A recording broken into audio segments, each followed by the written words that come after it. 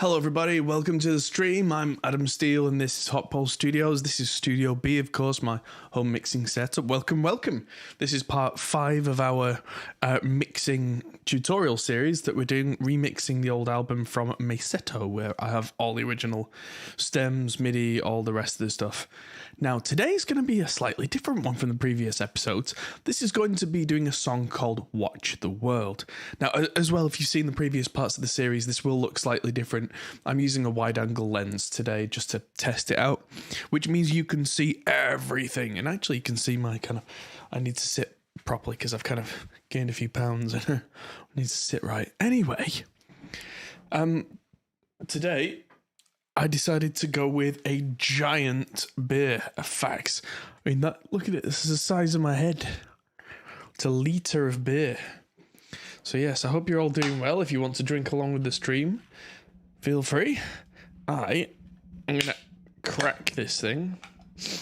And what I'm going to do is have a little drink of that. But what we're going to do is listen to the original version of this song. There are some things that you'll hear in here that are kind of things I would never do these days, like really heavy mix bus compression and kind of a weird stereo effect on the vocals. It doesn't quite work and things like that. But there's also piano and there's also some strings in here. So let's have a listen to this and see if we can deal with all this today.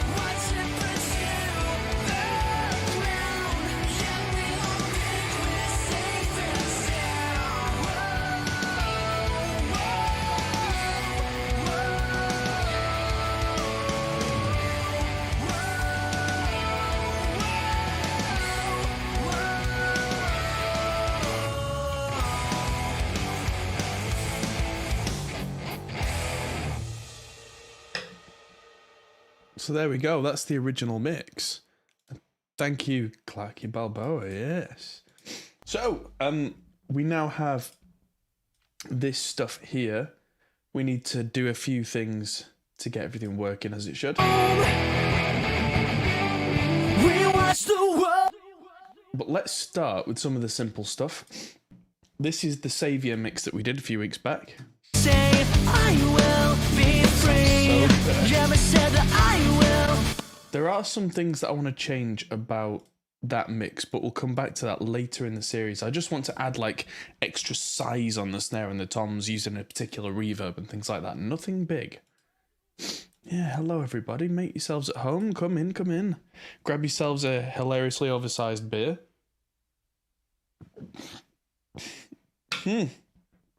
Ooh, gas. Marty was saying he was drinking the 10% alcohol version of this. This is the 5% alcohol version. Yeah, why send an email when you can send a fax? Crazy stuff. But yeah. Yes, Danny, hello. I was saying, yeah, I'm trying out an 8mm fisheye with wide lens today. Weird lens? Wide lens? What's the difference? So the first thing that I've done here is copy paste my mastering. No, well, not mastering, my master bus processing across from the old song to the new. And let's just for now mute the guitars and vocals. And we'll delete a lot of the drum stuff, but just keep the MIDI for the time being. And do that thing where we copy across all of the drum ting, but also that gets sent to the snare trigger, kick trigger, plate. Let's get the whole effects group while we're at it. Copy and pasta.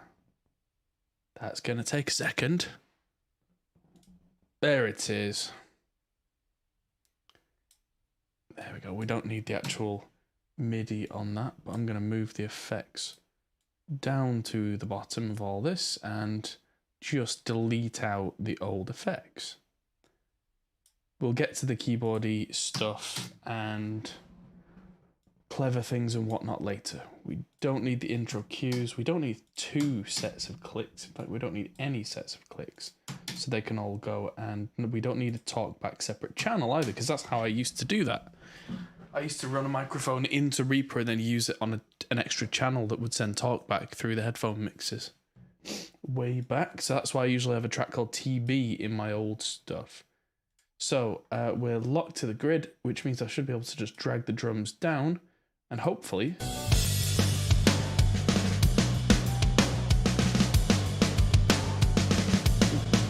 just unselect that.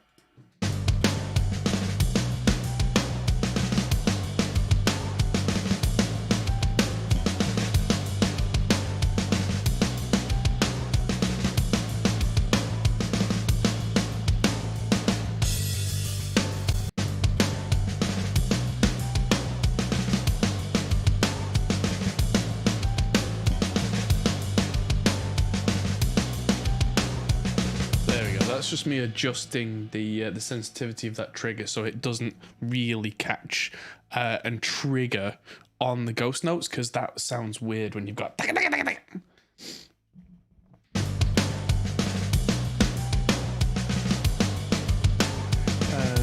Piano's still going. I'll come back to that in a minute because I already kind of jumped ahead a little bit before the stream, but I will come back to that. Let's look at the bass. We'll just copy the entire bass channel, the Sansamp channel, from the other thing. Paste. Don't need the audio on it. And at this point, I will send the stuff out the bass DI and reamp. Probably looks like I'm a mile away.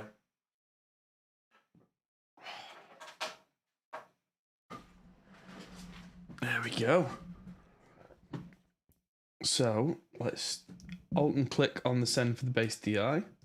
Alt and click on all these effects to get rid of them all because I don't want any of them. And now on the I/O for the bass DI, I'm going to send that to hardware, line 5, because that's now at the reamp box. I'm going to hit play. We won't hear anything yet, but...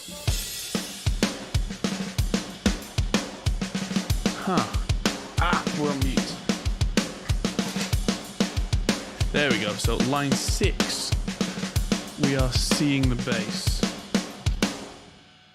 So if I hit record on this...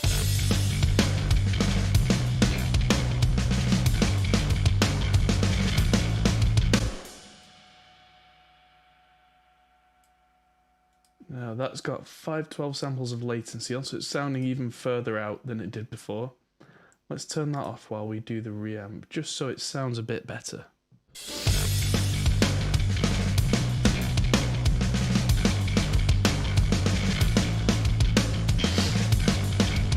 We might have to change this a little.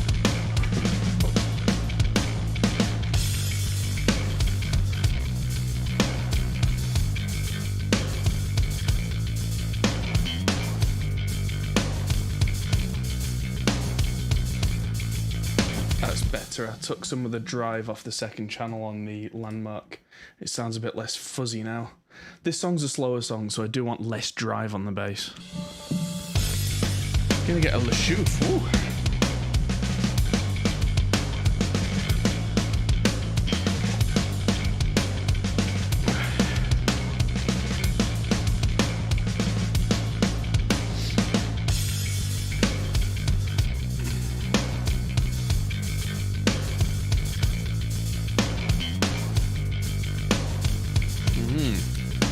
Sounds good so far. I'm going to turn my headphones up a touch.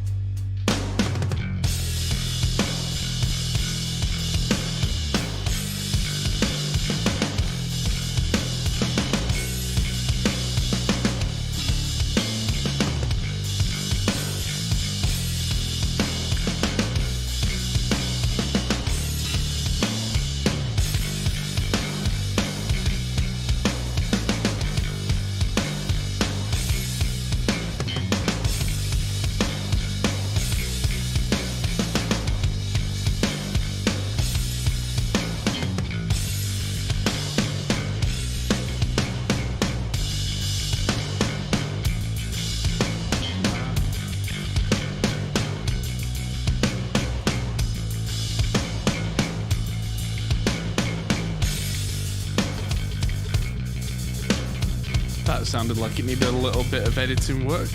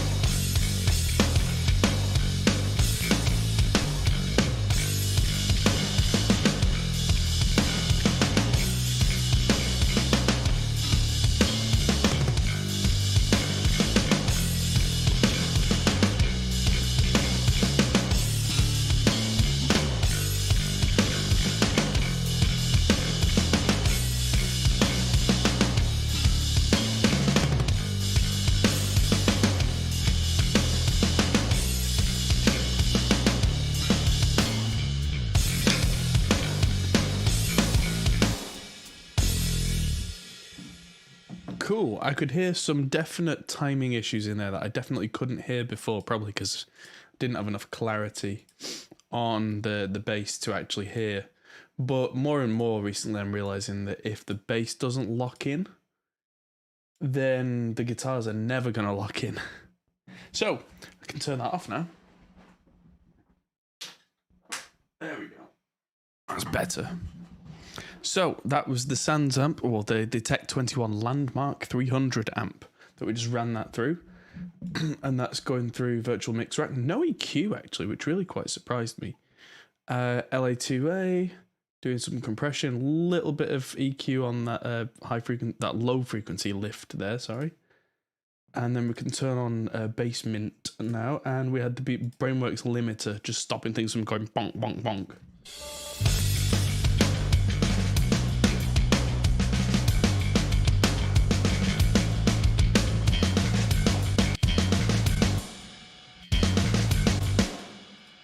That little accent there was definitely late, which usually wouldn't make too much of a difference, but it was an accent.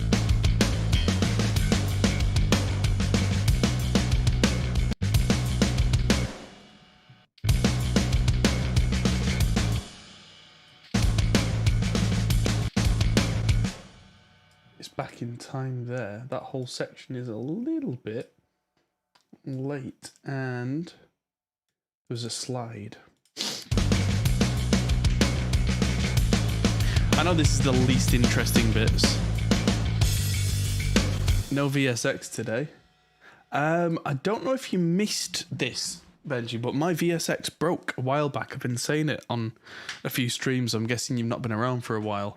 But yeah, the head strap on my VSX broke, which means that I'm waiting for a replacement for these. And when I get them, I will very much use them. But until then, gotta do what you gotta do. Part of the reason why I'm drinking a very big beer.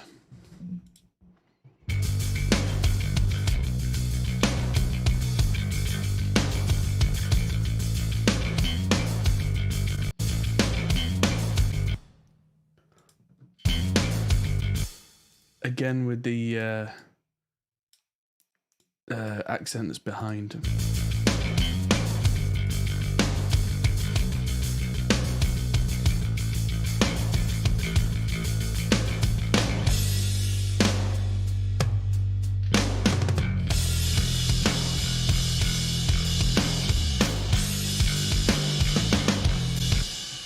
This is all ahead. There we go.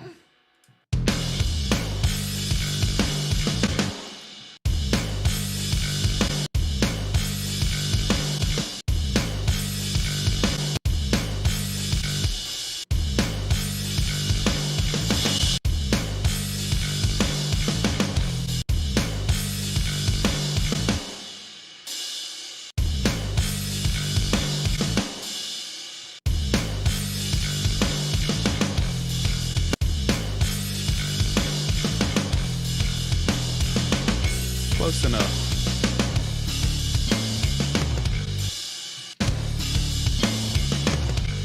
That was all pretty on. Ooh.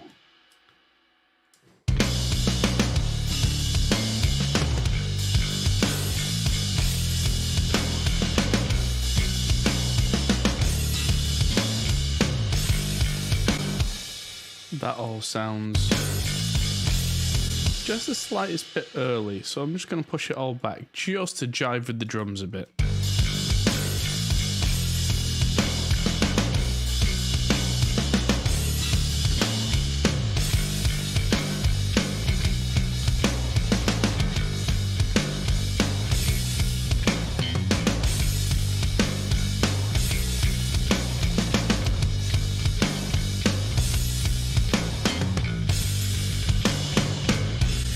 That was all a little bit ahead, but that worked with the drums. That kind of sat underneath the slightly pushing shuffle drum thing.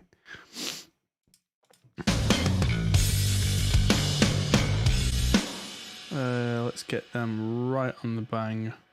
Right, okay. Those two are on the beat. That one was a mile off. So let's get that there.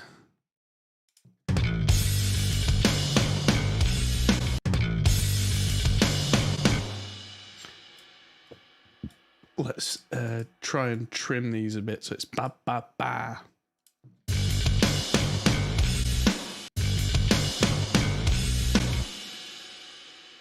And late.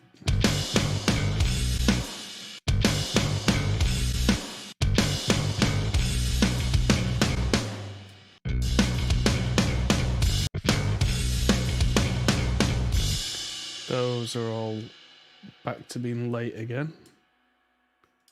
That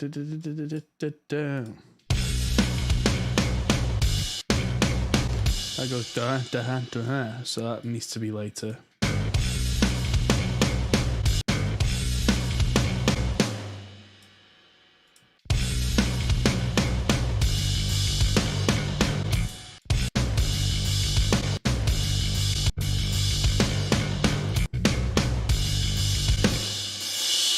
Whatever symbol that is that the right?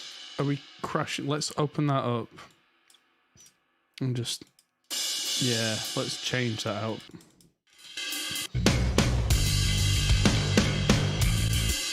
Yeah, for this song, we definitely don't need the ride to be like that.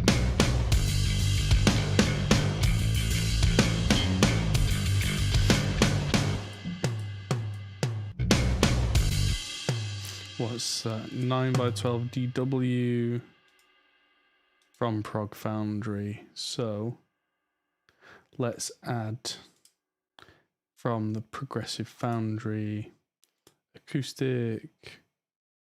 So we've got a 9x12 already. Let's go with 9x13.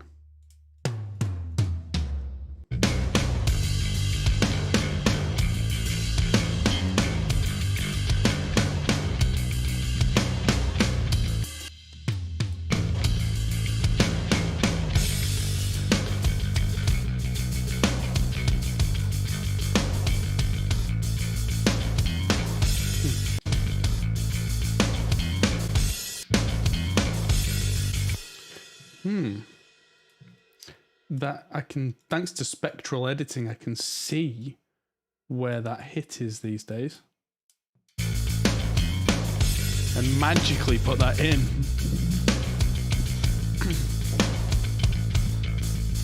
And I can feel that getting a little fast, getting a little giddy.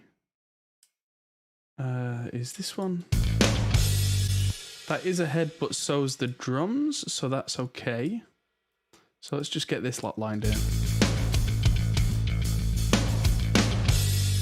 That's good.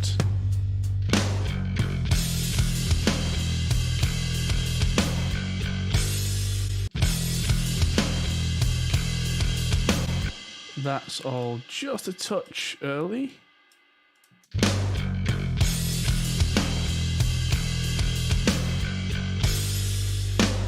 Through.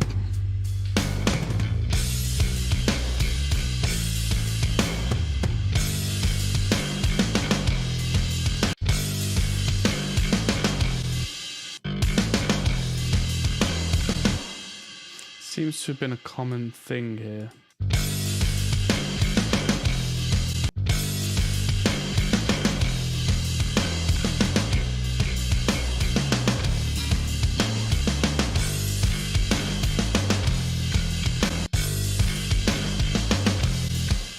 That I really should have in the tracking sessions pulled up on this.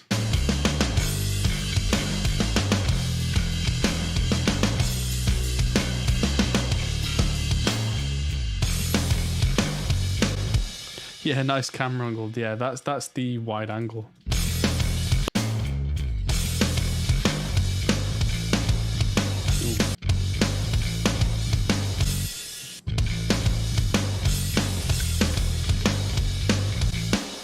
So, because of that one note being early there. That was all pushed ahead.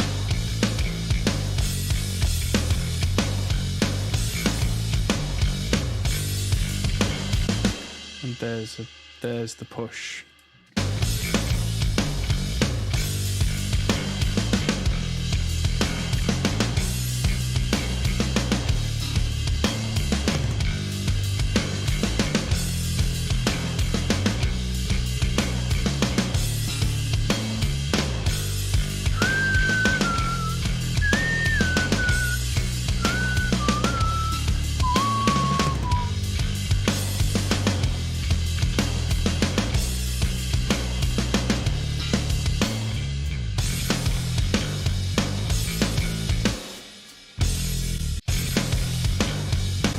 That's late. Hello, Alex in chat. Someone want to fill him in on what we're doing and where we're up to?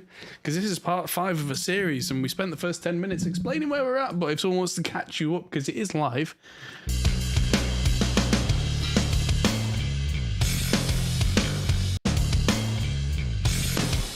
That's far too late. So that's what that needs, is a good push.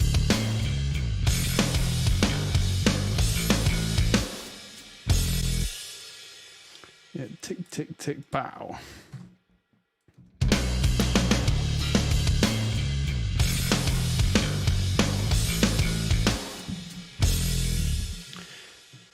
Sounds great to me. Now, at this point, we're going to bring the guitars in, but we have an issue. Last few sessions, the other songs in this album, we had the DIs for, and we've been reamping them using the tone henge you see behind me, although it's a little harder to see on the wide angle. There we go. God, this beer's huge. And so...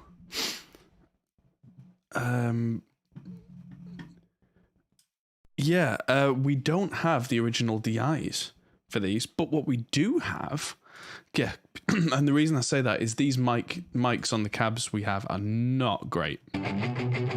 Who's playing this? Yeah, band called Meseto. I went through the whole thing.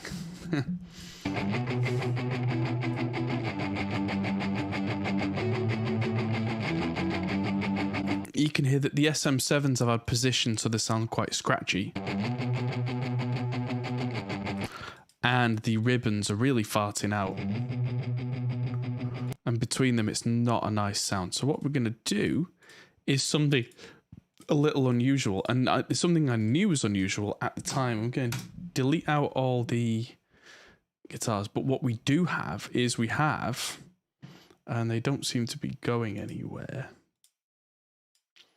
the head output is what I did at the time, and this is nearly a decade ago. I was very kind of getting ahead of my time a little here. Oh, I'm not even showing you the screen. Duh.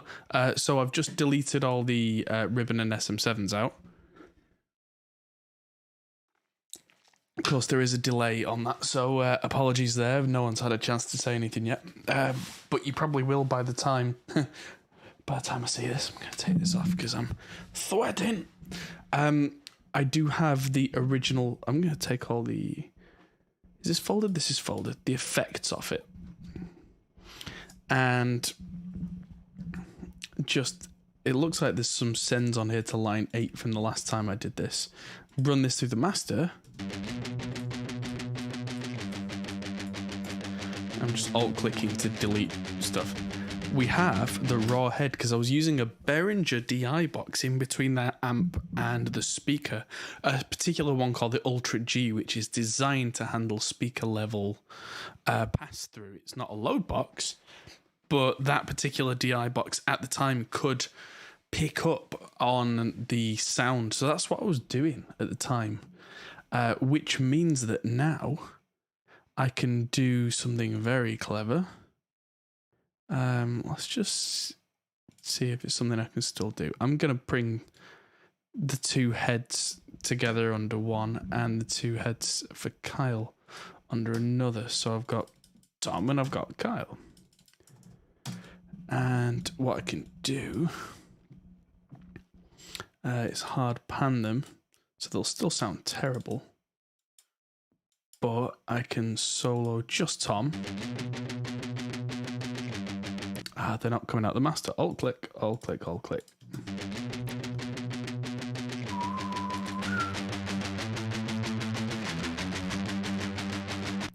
That sounds terrible, but that's only because that's got no speaker cabinet on. So what we're going to do now is use 2 notes wall of sound. On these two particular guitars, I was looking through what I have earlier. What did I settle on? I pulled out a particular sound. Anyway, let's hit play now with this on. That sounds much better. Sounds much more like a real... that's right. I used the Victory cab. That was the Kraken 412 Classic, and it sounded really bitey, so I ended up with a ribbon.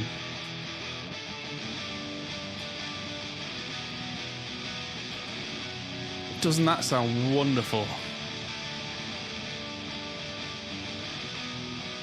That's the right cab, the right microphone. Those were Blackstar Series 1 100 watt heads with the 6L6s that we used at the time. How did I assign different colours to different regions of a single track? Or when you record different takes, that's done automatically. But if you really, really, really want, you can, like, say, split something, right click on an item and go to somewhere in here is track colour. You can just change things. Item and take colours. There you go, it's right there. Not something that I usually do, but if you're getting multiple takes and it looks like we recorded multiple takes of guitar to try and get the right takes here, then you end up with that. But yeah, that sounds pretty good. And I decided for the Kyle guitars, which are a bit more let's, why do they jump guitar jump in volume?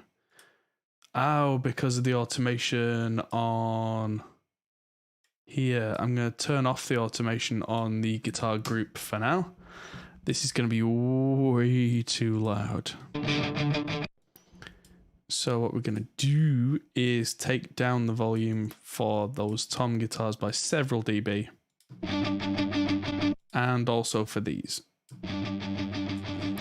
That way I've got plenty of headroom to work with later. Now, if I use the same cab on these, they're going to sound like they all mush together, and I definitely don't want that.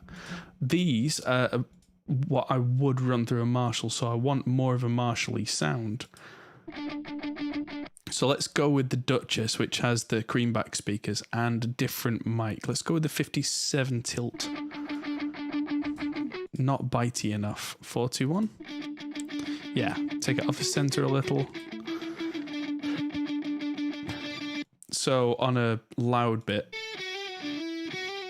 there we go. I want this particular guitar to have some top end bite and have some real cut, because it's going against the grain of this one, which is as close to a dual rectify sound as we could get out of a Blackstar. So we blend the two together.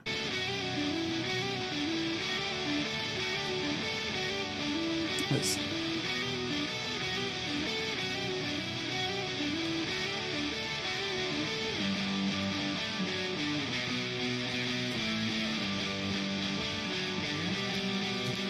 There you go. That's one of my favorite mix tips for when you've got two different guitar parts or two different guitarists in a big rock ensemble is decide who's at the front and who's at the back. That doesn't mean the person at the back has less responsibility. The person at the back is the absolute backbone.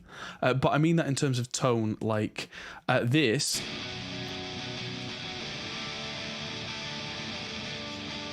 That sounds absolutely massive. How about some flanger? No, thanks.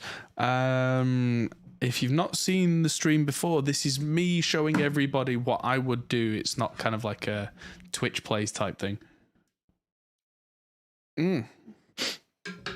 So, yeah, this is the one that sounds like it's at the back, but it's got loads of low end, loads of high end, still plenty of mid character.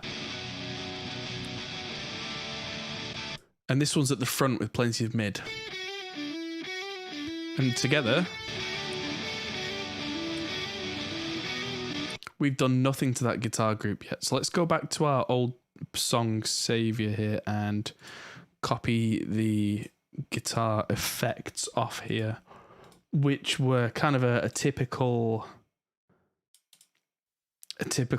group bus for me, with True Iron giving it a bit of character, Virtual Tape Machine similar, Virtual Mix Rack giving it a touch of compression if it needs it on heavy guitars. Usually they don't, so you just get the valve characteristic of the LA2A. There's nothing going on in the EQ, but it's loaded up there for if I need it. A little bit mix bus saturation. And yes, so that's right. On the guitar group on the SSL here, I've cut below 18.9 hertz, it says. I did it by ear, but there's also, oh yeah, and a high frequency boost.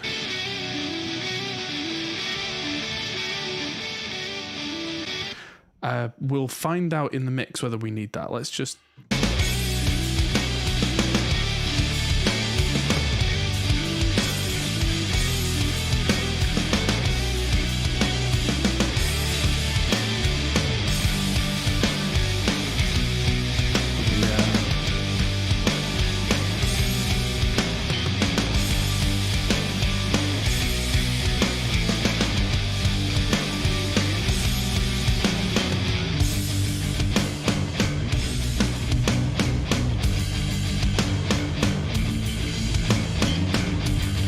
Yeah, so I don't have the opportunity to reamp the guitars here, but what I do have, I've made them best of by going back and having the luxury of choosing the best or the most appropriate cabinet and microphone positions.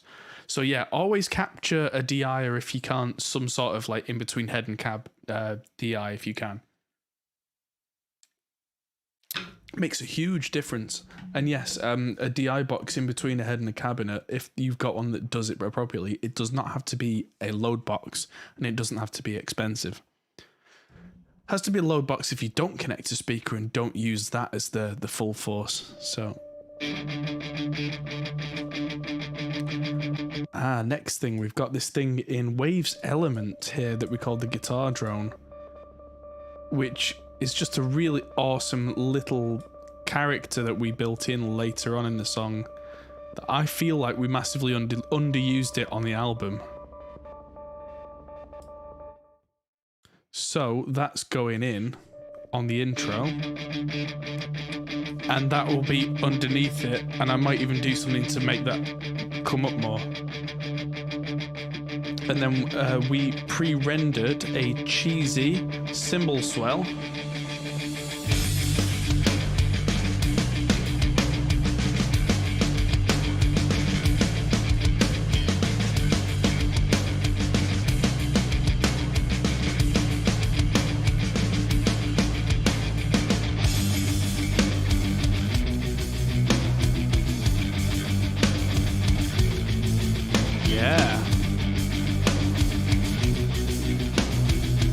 That came together really fast.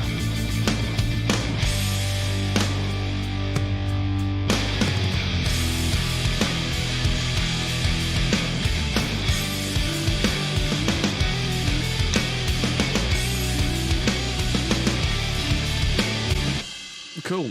So we can actually hear that the timing is slightly off on some of these. And then there is also an extra guitar here. Let's have a listen to what this is doing. Let's unmute it and to bring it through the master.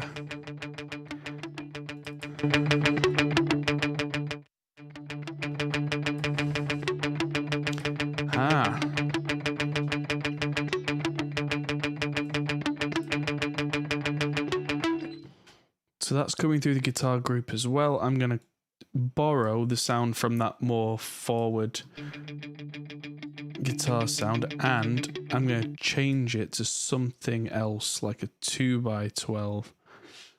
I'm going to use Fender Twin with an Alnico Gold. Just a little different. And now volume, match that in. By that being different, that should have its own EQ space.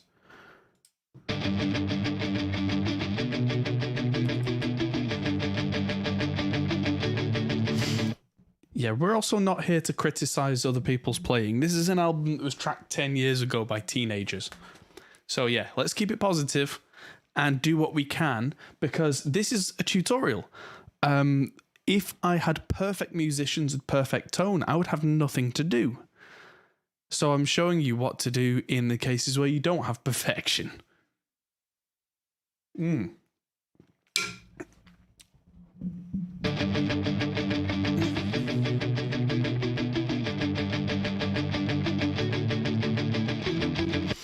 Cool. I'm going to use micro shift on this because that's our amazing stereoizer, just to get that other guitar out of the middle stereo image, so that when it comes time for the main vocal, it's not got something sat in its spot.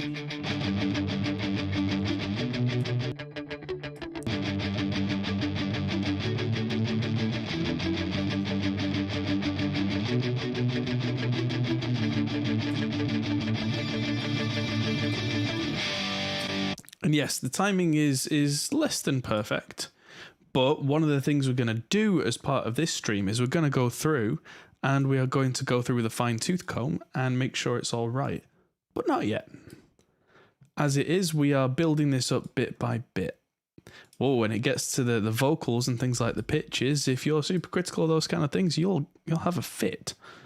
So what's on the extras? That can go. Not everyone is John Brown. Exactly, yeah. I mean, there are times when you'll say, oh, play it better, but there are times, and I've found this over my now rather long career, there are certain limits that people have where you can't just tell them to play better. They just don't have it in them, or at least they would if you gave them 5 or 10 years to practice, but that's not where you're at, and the album needs to go out now. It's all well and good as saying, oh, you should get better musicians, but when this band needs this to sound good today, our job is to facilitate that and do the best we can with what we are presented with. And of course, if you see me in the studio in the coming years, because we've got now cameras and live stream set up in Studio A, you will see me using methods to get the best out of musicians. But even the best out of musicians is only a certain limit. If you've got a musician with limitless talent, your skill set is to get to that limitless talent. If you have, say, a guitarist who has beginner to intermediate talent, the skill is to get that out of them without making them feel bad about where they're at as well. Because there is a certain truth to, like, not everybody is John Brown from Monuments, yeah. Now, the original piano was from a plugin called Ivory by Synthergy. I no longer have that, so I thought I'd try a couple of different pianos in here. I'm going to get rid of that, and I'm going to try an instrument from Native Instruments called the Grandeur, because it sounds epic. The name sounds epic. I've never actually heard it. Let's see it. Let's hear it.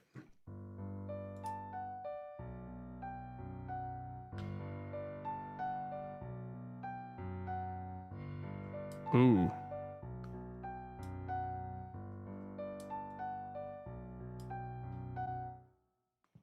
Not sure I like this.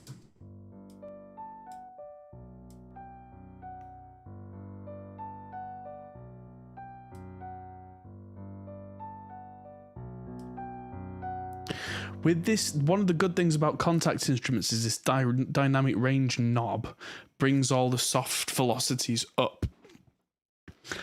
Which for pop and rock music is absolutely cheating, and I'll absolutely take it. Turn on the space. Less bass.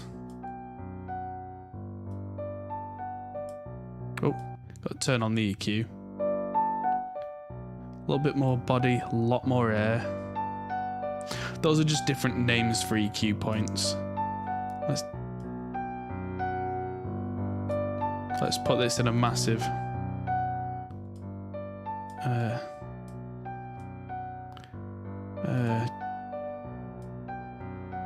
There we go. Compressor tape.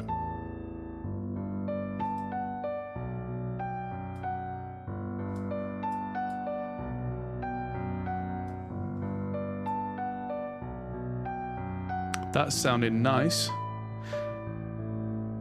It doesn't sound particularly real, but this is not a classical recital. This is pop music, and I'm trying to coax some ridiculously overblown stuff out of this. So this piano, we've not even compressed it, we've not put any EQ on it yet, but if I get the right tone out of it and send loads of it to a plate reverb,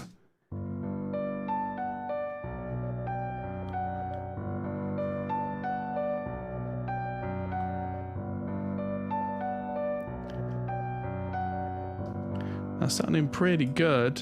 Now let's use Slate's virtual mix rack to get the final polish on this before we pull it into the mix. First thing, I'm going to kill everything below about 100 hertz out of this, and there's a low stuffiness. Oh, I'm going to keep that range.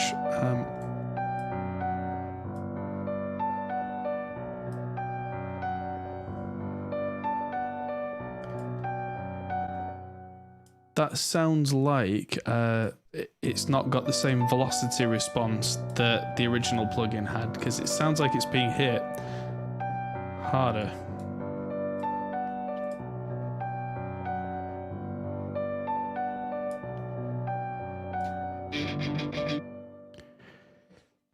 Low keys less.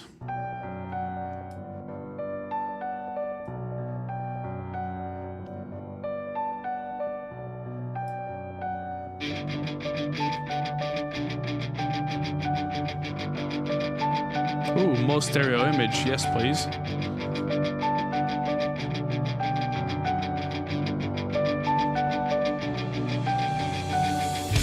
Ooh, there's a velocity. Let's make it a softer velocity.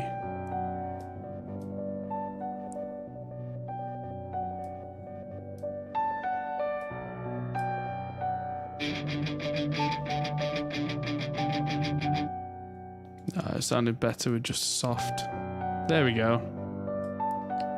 Now it's...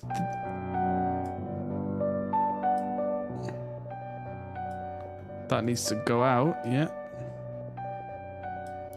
And this needs to absolutely go mad with reverb. So I've sent to the plate reverb.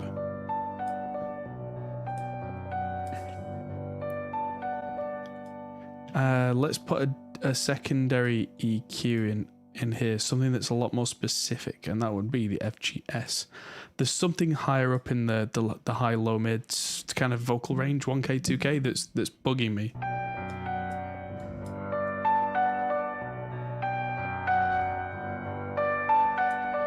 There, take that down.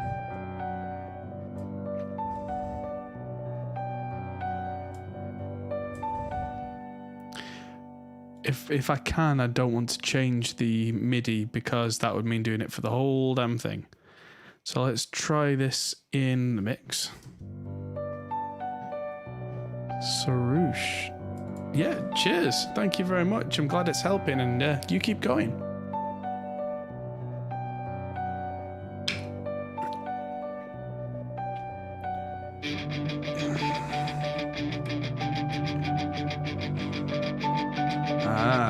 Yes.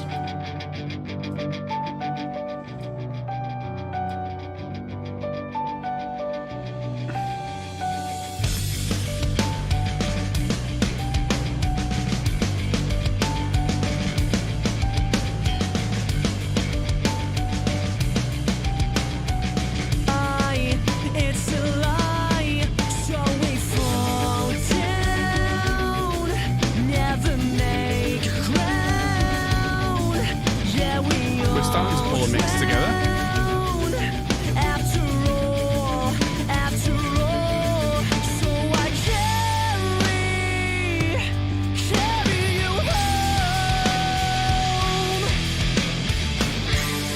We watch the world fall down, something that we can't see. Getting there. So the vocals are completely unprocessed and dry as you like.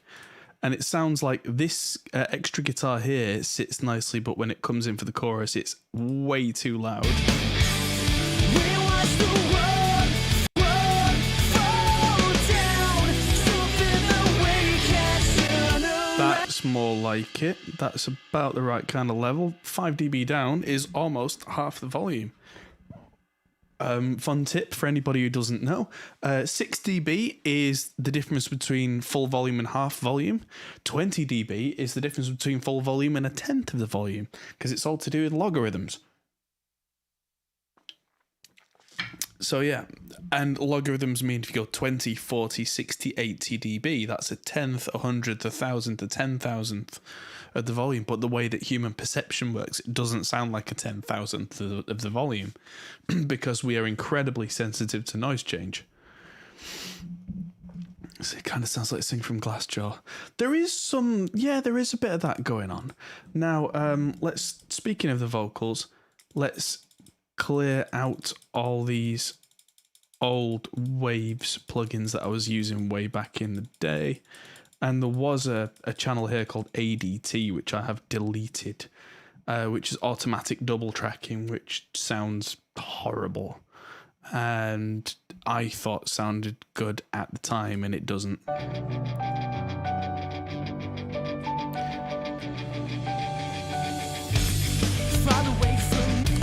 Yes, so there is a volume rise on the piano.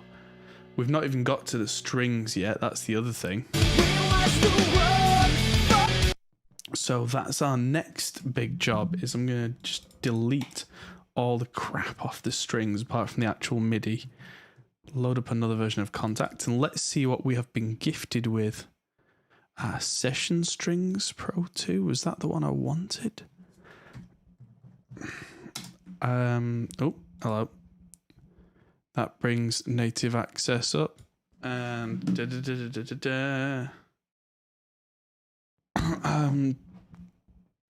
let's see what strings there are, because I've got complete, but I've not. Well, automatic double tracking ADT is something that's been around since the 60s.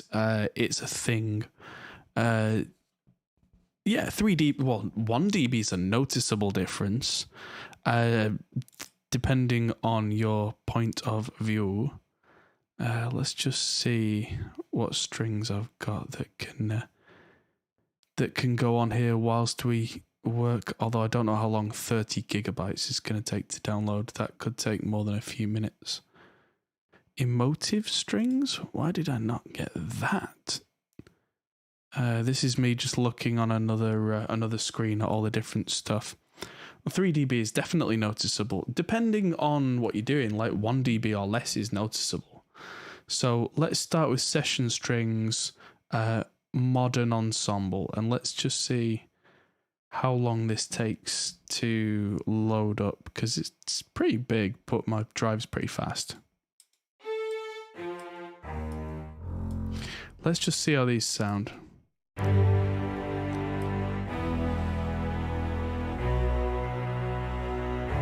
Oh, they sound nice. I'm going to turn on smart voice split.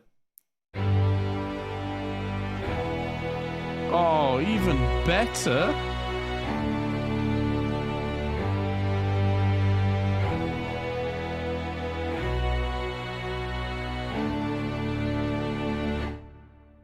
Oh, that sounds ridiculously good.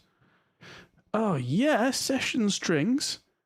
Mode velocity to switch. Let's just try a couple of different sounds just for the beans. Oh. Go on.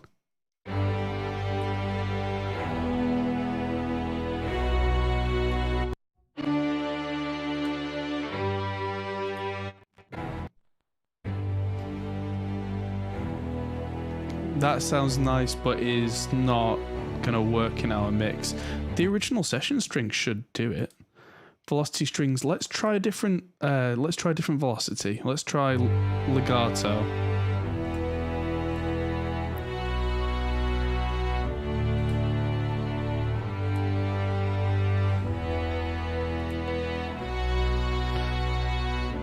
Yeah, with the EQ, and I'm going to take the low end down a couple of dB to make it fit in the mix.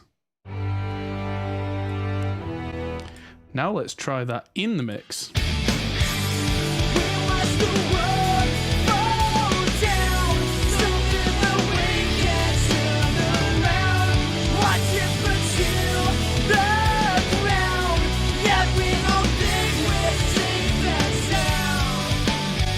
Yeah, let's just mute those vocals, because the fact that they've not been processed is quite distracting.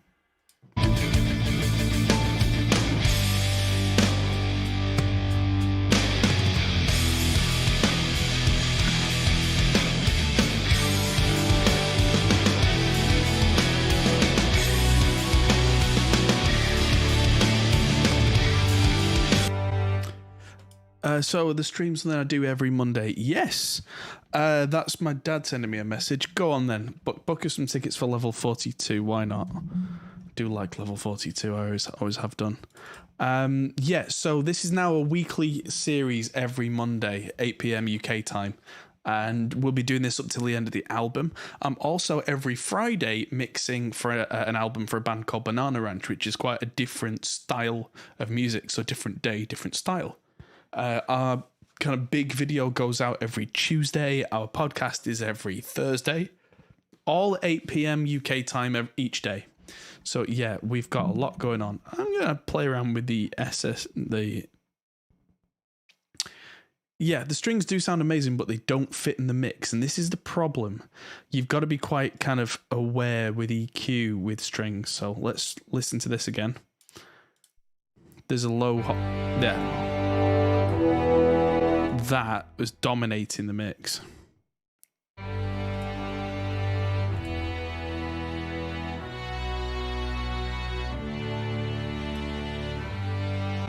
So let's get that big plate on there. And we've scooped out some of that low mid, filtered the low end, boosted the top. Let's just see if that works now. If it doesn't, we can now mix in context because we have the EQ set and we're in.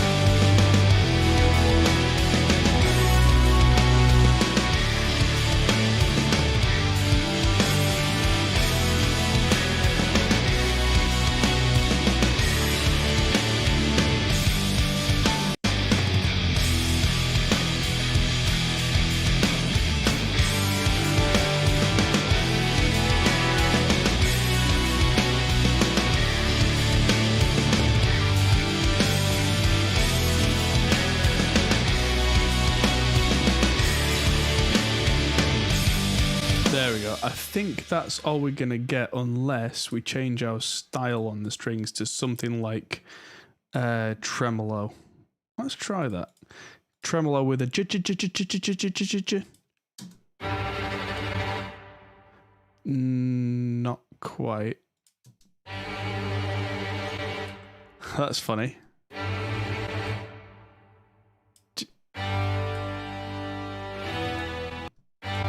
Let's try a dim.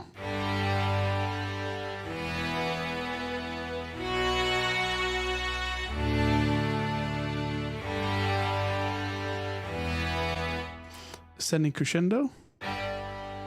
Nope.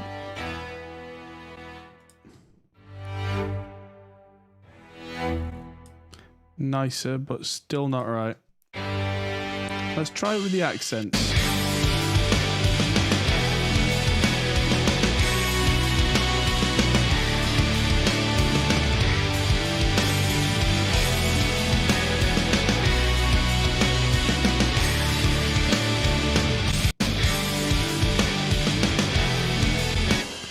Let's just get a little bit of saturation on here. That might fix everything, because that's kind of like having, yeah, the mix bus here and the true iron. That's kind of like having a compression that doesn't compress. This should make things sit in the mix a lot better.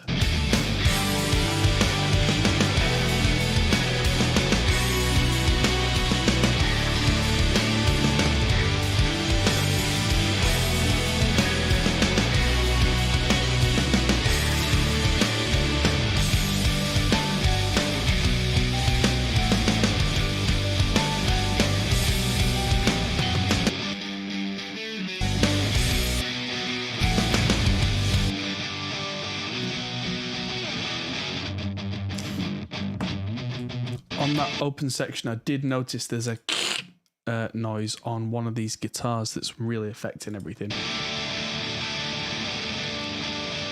I mean, it sounds good, but there's just something. So I need a very surgical EQ, and I'm going to use this re-EQ. And I'm listening for kind of like a snake hiss. This might hurt somebody. I do apologize in advance.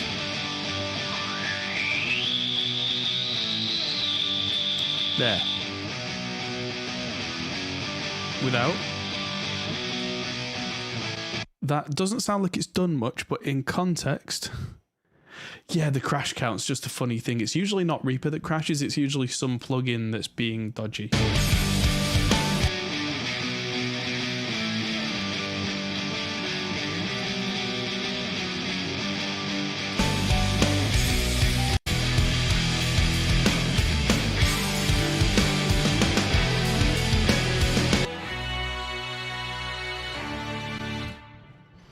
That's sounding good now. Let's just get another specific EQ on these strings and just see if there's a couple of things we can't tame.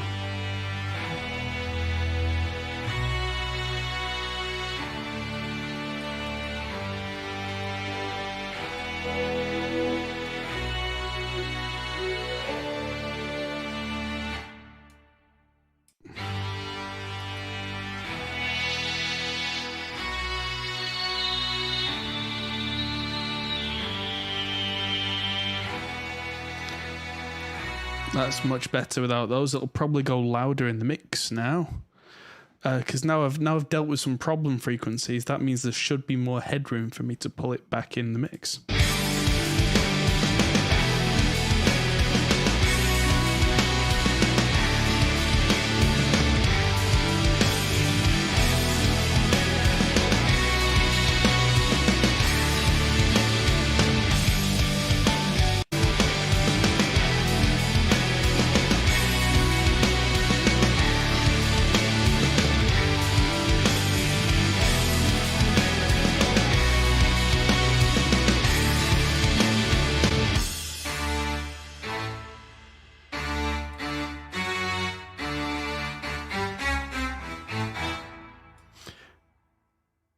Right, that explains a few things.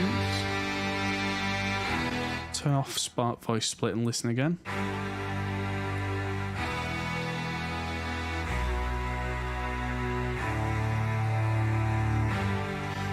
Let's see what happens if I up the pitch by a whole octave on this whole string section and see how that reacts.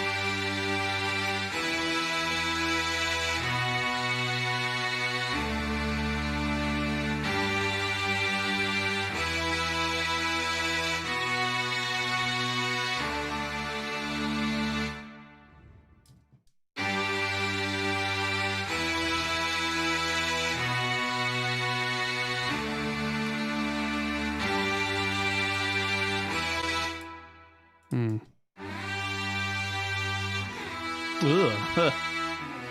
That's horrible. I love it. ReEQ takes up more CPU than you like. I mean, what kind of computer are you running?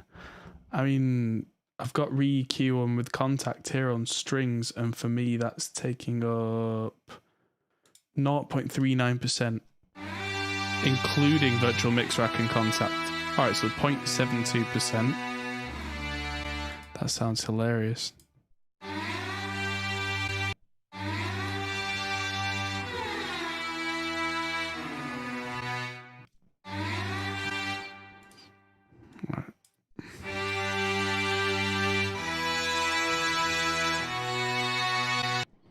Let's try legato mode.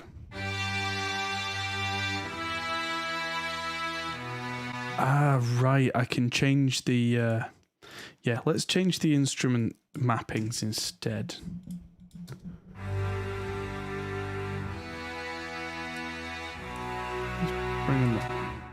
Bring them all down. Oh, can I only go up? Right. I won't go any lower. Boo.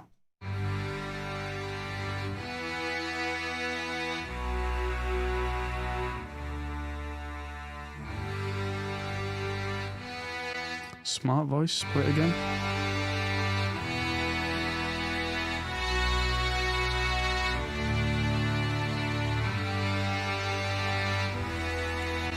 Stereo width increase, yes please.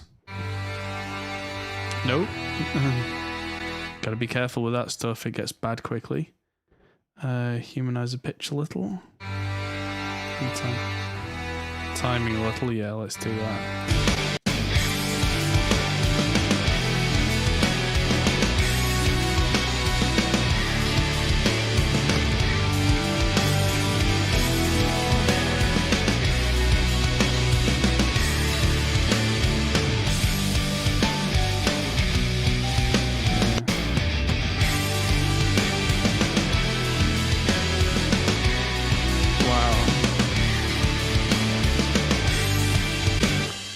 See by the time we get later into the song that I was very much thinking differently. I must have been using a string set that just didn't work the way that this works. So,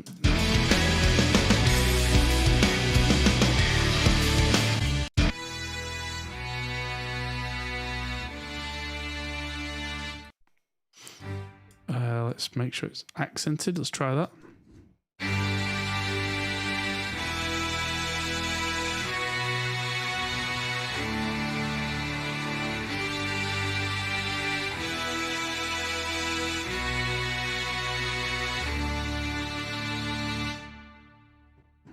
Smart chord? Cool.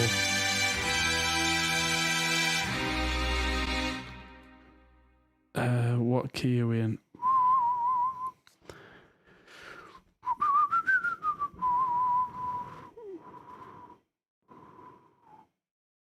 Are we in...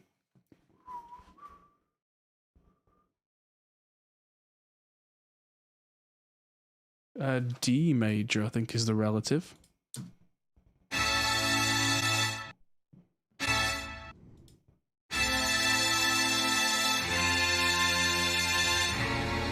Oh. Nope.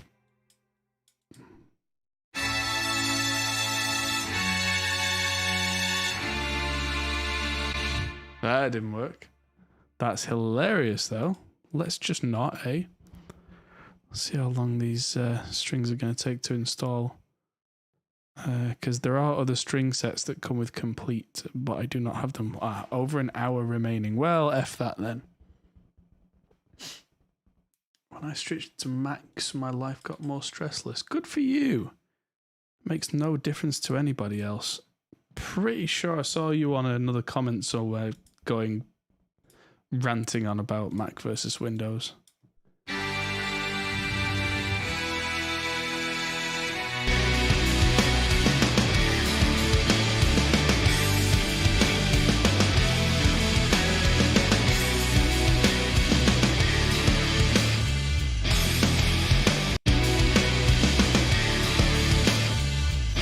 Right, so that needs to end there. Why did I never cut that?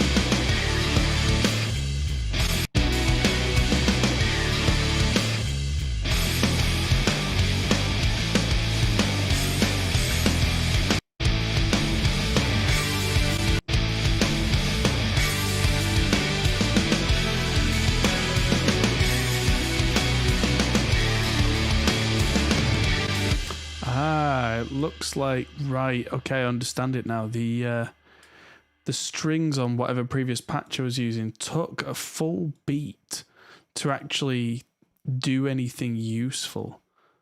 So the later patches especially, I had to put them back by a beat so that they had time to swell in, because that was all they would do.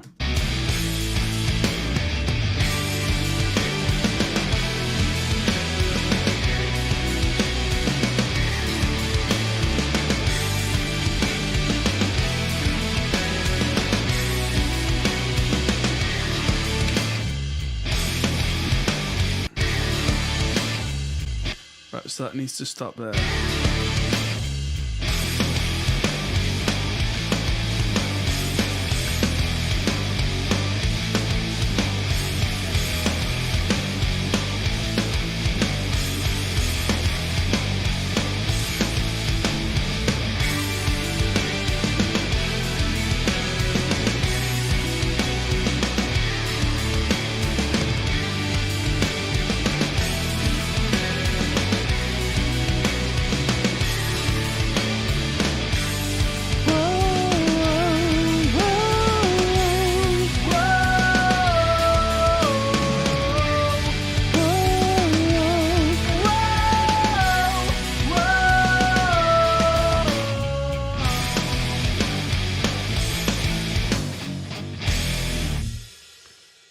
Sounding pretty good. Right, we're going to take a 5-minute break, if that.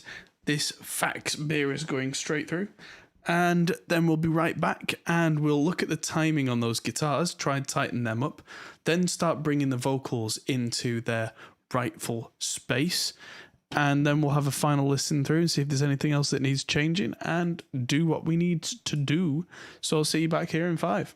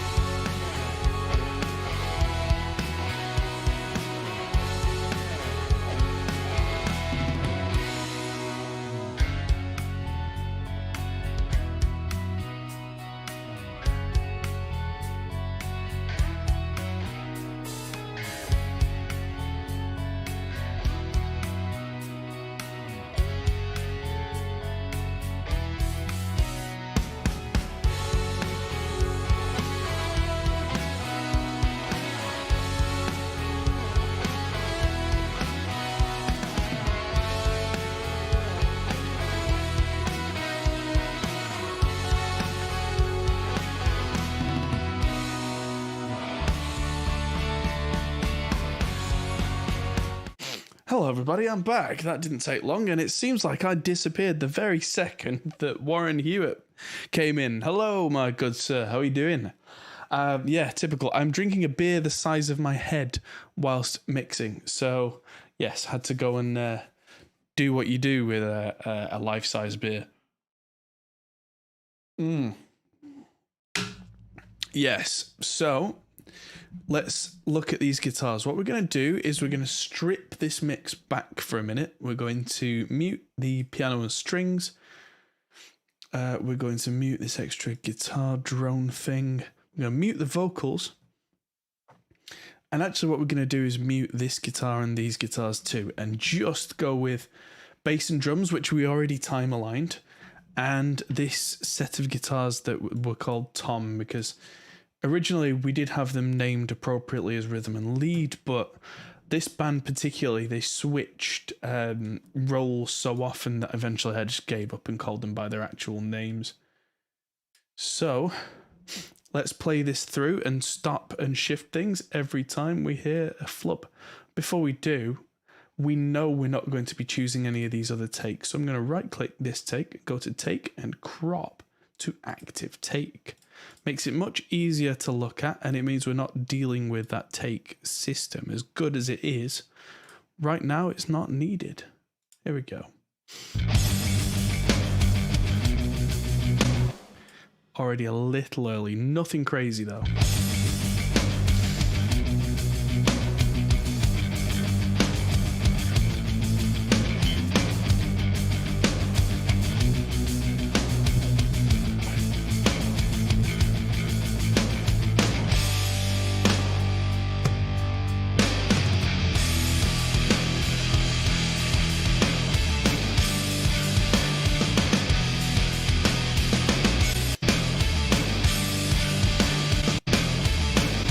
One of these is off at the chorus.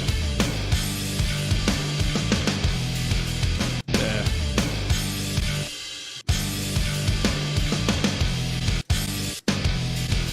That's dragging. And what about the other one?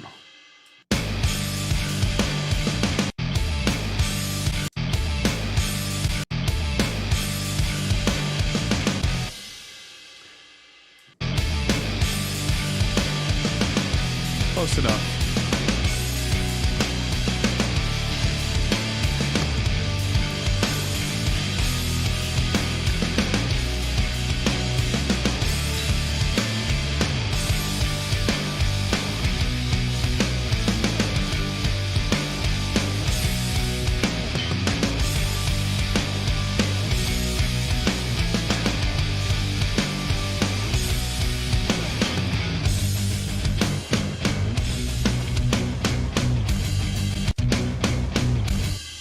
These are pretty tight.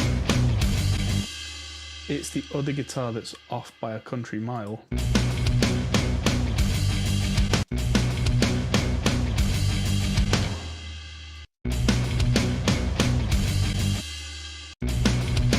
That's better feeling.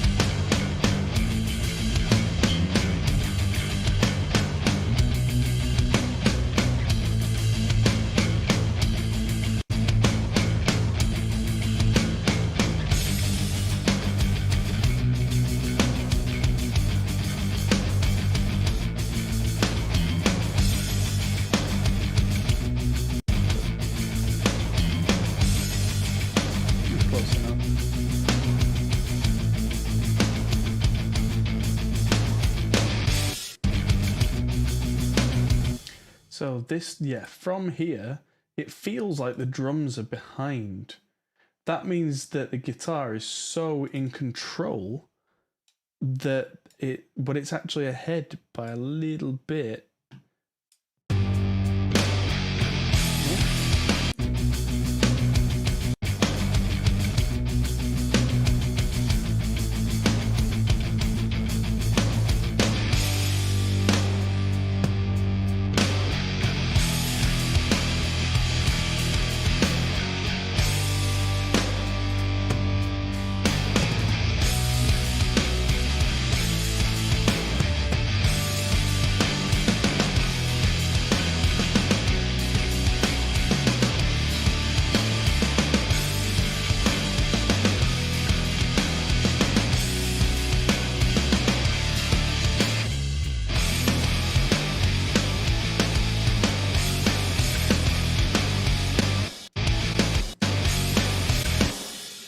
That's interesting. That whole phrase felt pushed, probably because of this gap here.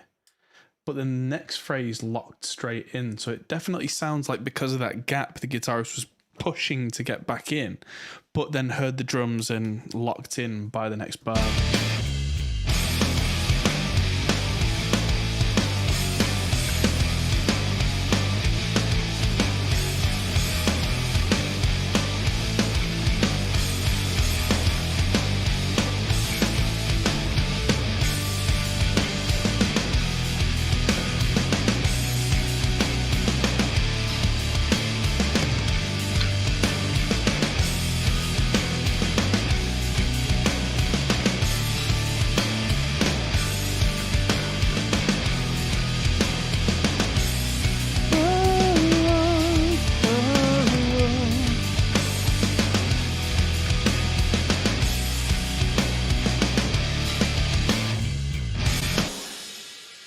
Those need properly trimming at that point.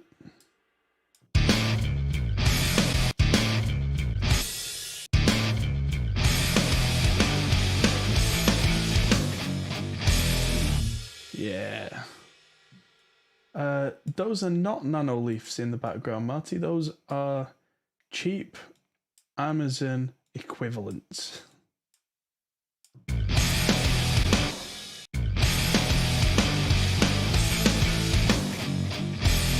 That's better. I just pushed those two back and they now sound massive. Let's bring in the extra, that digga guitar before we go to the one label Kyle, because Kyle was not only the youngest, I think, member of the band, but definitely the least experienced. So it is going to be the most work with that, I've got to be honest.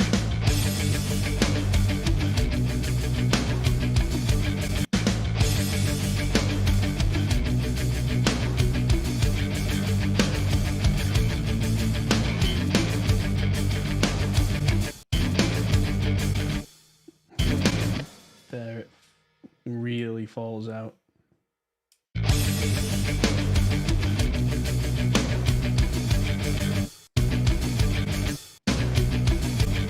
Let's just pull that forward a bit.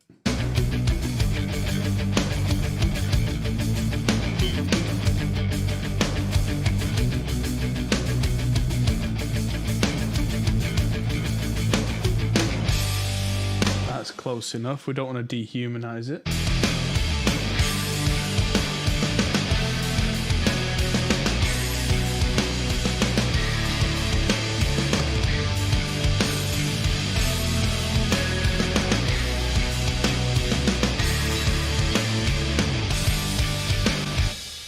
Yeah, no, that's the thing. I wasn't going to buy nano leafs either because of the price. I looked at them and just went, ooh, I like them. No, I'm not buying them.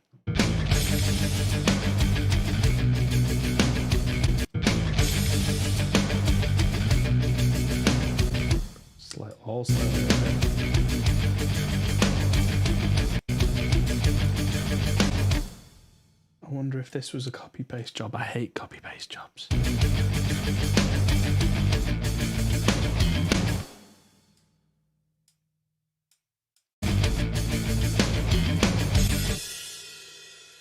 No, there you go.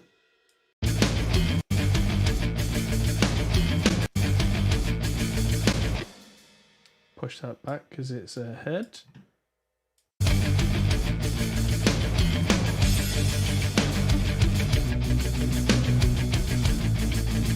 Oh boy. No, that wasn't copy pasted.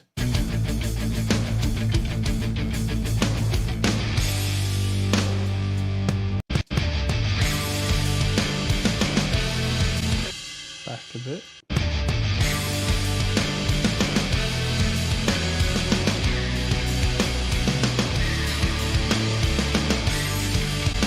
No, it's all now a little behind apart from that first note. These are supposed to push a little bit, if I remember rightly.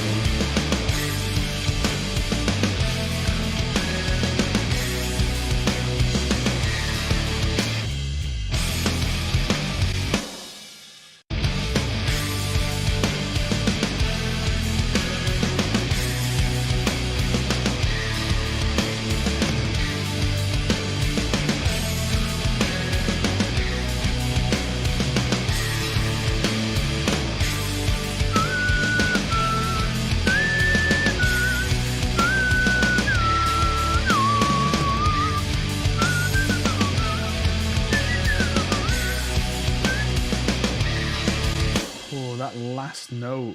Oh, gotta push it. Right. So.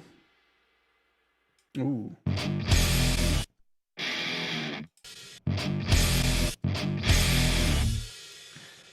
Now, to get these in time, this is going to be fun.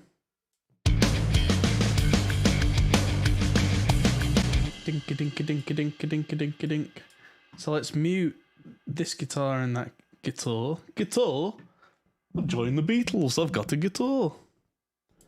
What's the hexagonal patterns on the wall? That's exactly what Marty just asked me. Those are lights. They change colour. I can make it look like a kebab shop by just horribly changing colour every 5 seconds. You notice them less on the much closer angle, and also one of the bases is missing because you'll see on the left here I've packed a load of my gear up because me and Christian, Chris Taylor, you know, my old co-host from the podcast, we are in the studio tomorrow working on a project. So I'm taking a load of my bass gear, including the landmark, which has to go with, and half of this stuff. So yes, but yeah, they're pretty cool. They're USB powered, but they've got like a little USB cable that goes in between each one.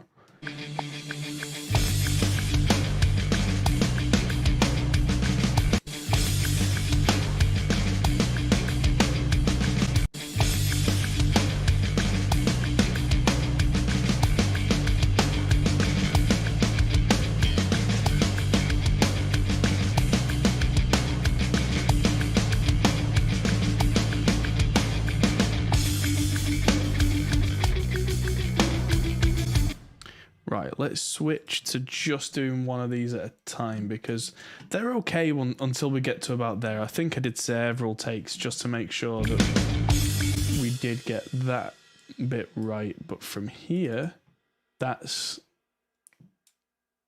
wrong.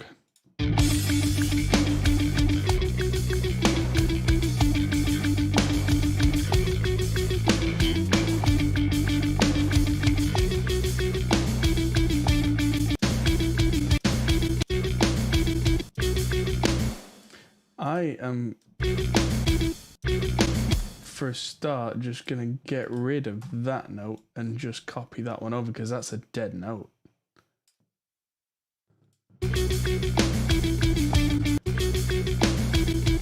That was the dead note, but never mind. The other one was so bad that I just kind of use that anyway. That's not even the right actual note, so that one can get copied.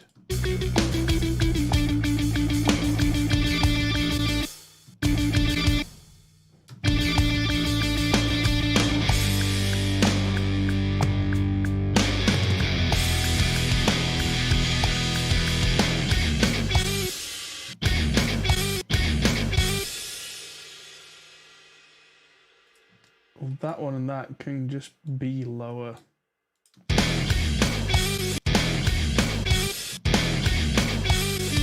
Because that's just gain and nothing else. So what I'm going to do here to try and pull these in without spending all day on this. No, it's no problem if it's a duplicated question because there were actually different questions that if you don't know what a nanoleaf is, you wouldn't have known that. Nanoleaf is a very specific thing, and I did want nanoleafs, but the cost of them, no. So what I'm going to do is try dynamic split on this. So let's try and just have split points at transients, no other times. And I have to change the transient sensitivity by the look of it so that we get a tick, tick, tick, tick, tick, tick, tick, tick, tick. There we go. So now I can see little blue lines at every chick, chick, chick, chick, chick, chick, chick. And there we go. So I'm going to reduce the number of splits, hopefully, using the reduce splits function. Bring the sensitivity of that up.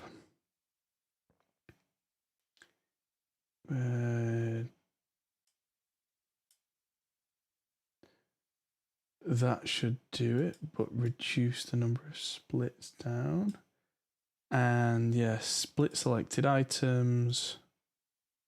Leading pad, nothing. Trailing pad, 3. Fade pad. Let's try and see if that works for us. Copy paste quick keys are Control C, Control V, or if you're on a Mac, Apple C, Apple V. Right, so that's now split our audio into all these little bits, and that was also one of them. So what I'm going to do is try and quantize them, something I very rarely do, but these are so far off that I need to try something. So I need to grab them all, right click, item processing, quantize positions to grid. Let's try these to 8th notes and see if that's what I need. And that's moved a lot of stuff.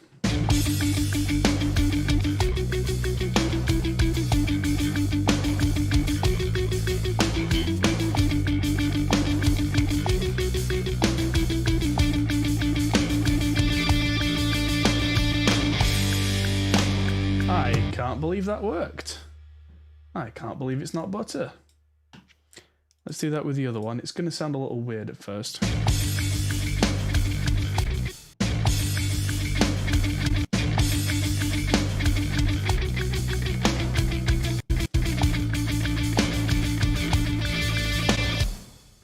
Right, so let's select these two things and Control S. Oh, sorry, S is for split, but D is the one that I always hit by accident, and that's dynamic split. So I'm dynamically splitting this into all these little bits, and then I'm right-clicking at quantizing, which, like I said, is something I very rarely do. But let's see what that does. That's a dead note. So I'm going to copy this note over there.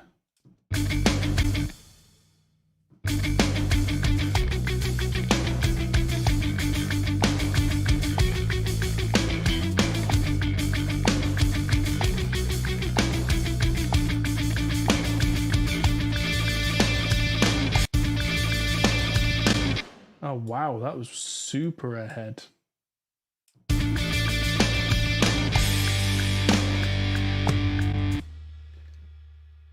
Let's just make sure that that gets its day in court. And now let's hard pan that again and try listening to these two together. See just how much better this sounds.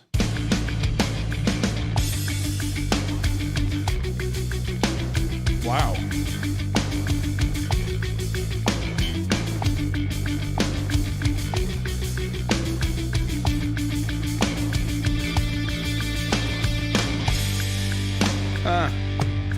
That's never worked nearly that well before.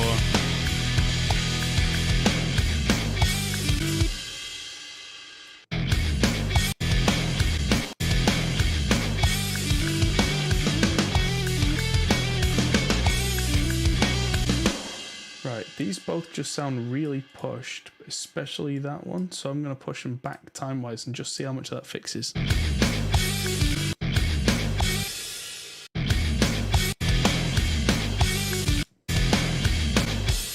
That should be...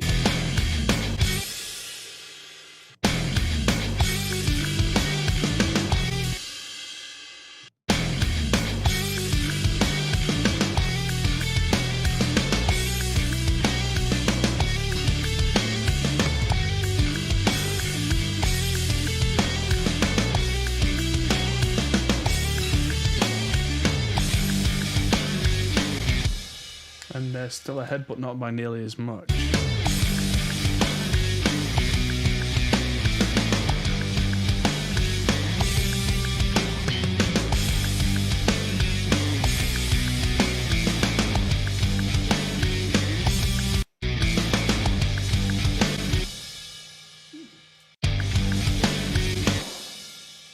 That one gets ahead there.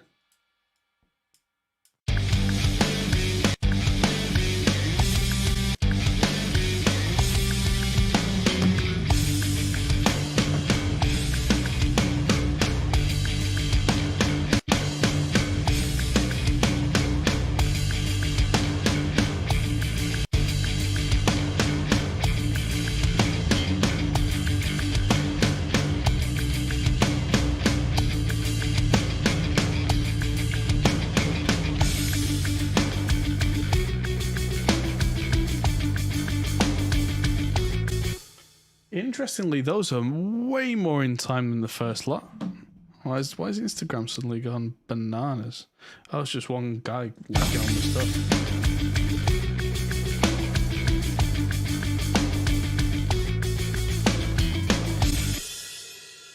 Move that one back a touch.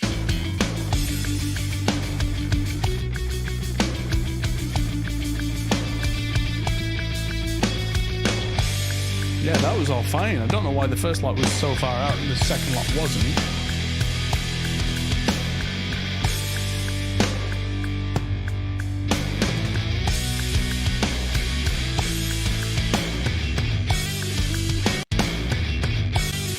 Those chaka-chakas are early.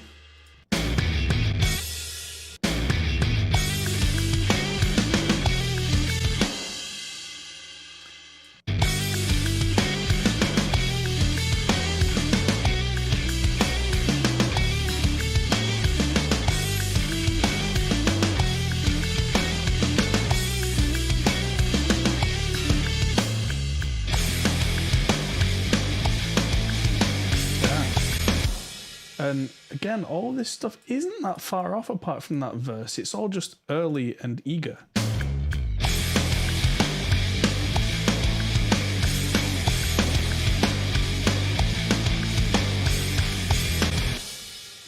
Let's just push that whole section back by a good few milliseconds. Does not feel better.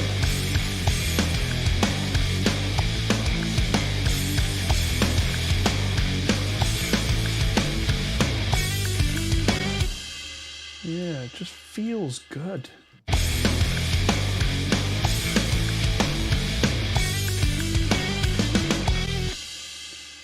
There we go. Cool, you're always welcome to either come back later or watch on catch up because we've got a full series. This is part 5. Watch all the others.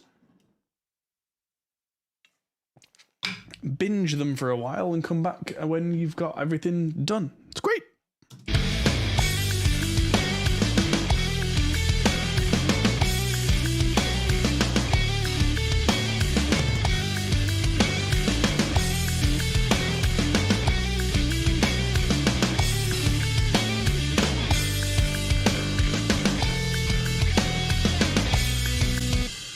They're both way ahead, even though they are supposed to be, especially crossbar there is an anacrusis.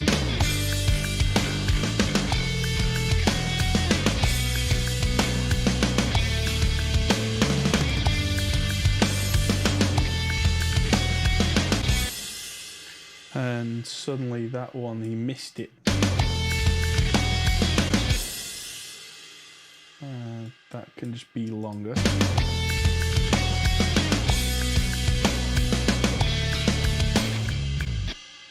That needs a good chop. And they both need cutting to be clean. It shouldn't go ding, it should go stop. It'll sound a little rough out of context.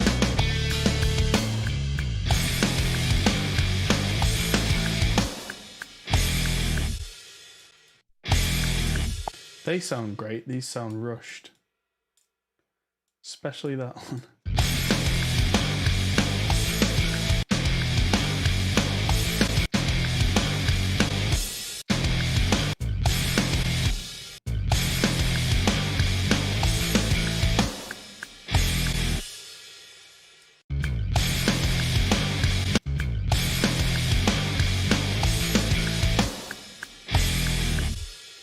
Let's bring in the other guitars, the ones that are much more kind of bassy.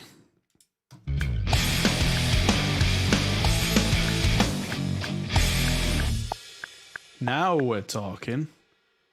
Now let's listen from the top and then we'll start adding in the vocal work.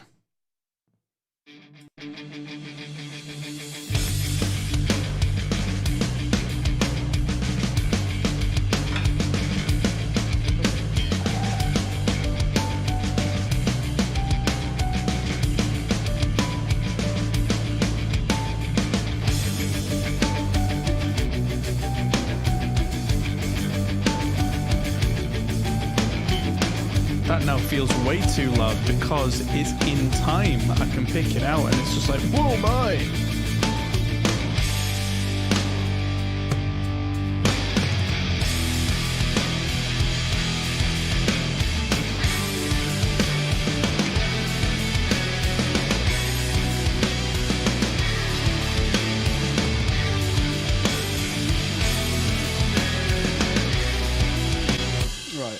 Those still feel pushed now that the rest of the music's in, so I'm going to push them back.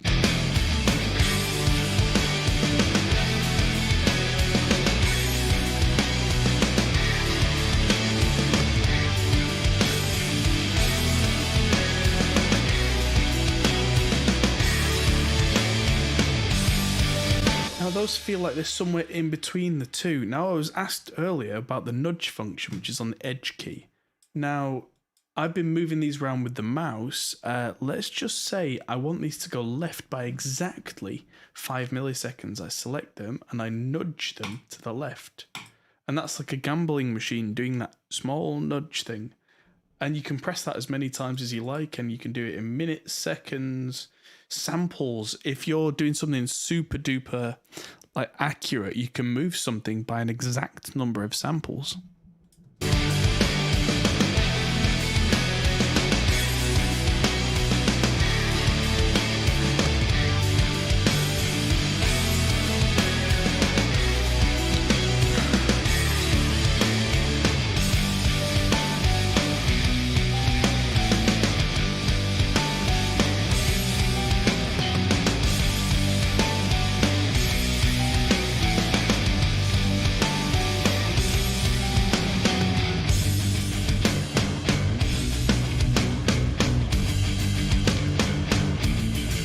Those guitars all sound like they're in concert now, finally.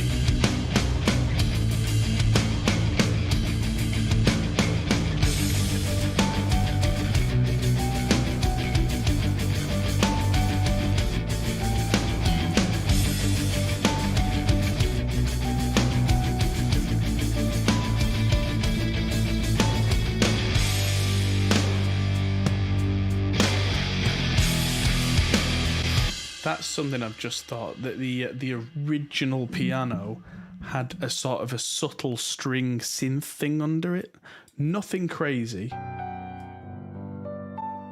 But it just means that I'm going to have to add something under here. Let's just collapse this. Can we collapse this down?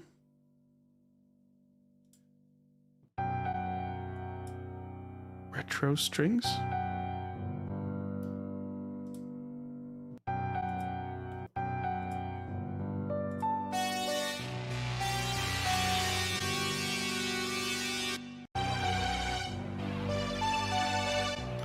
That sounds about right, actually. It's a little bit horrible, but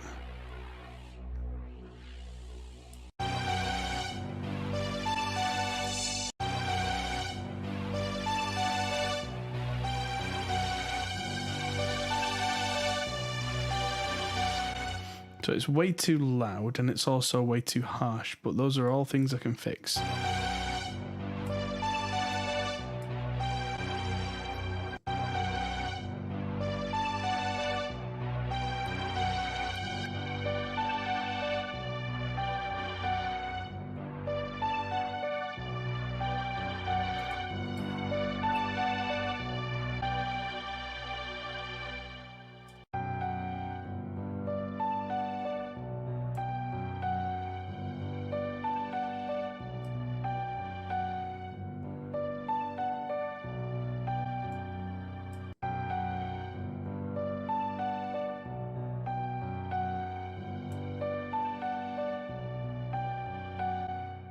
Release, loads of release.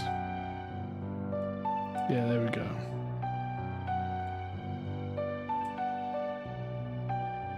There we go. Just a little bit of that stringy type thing.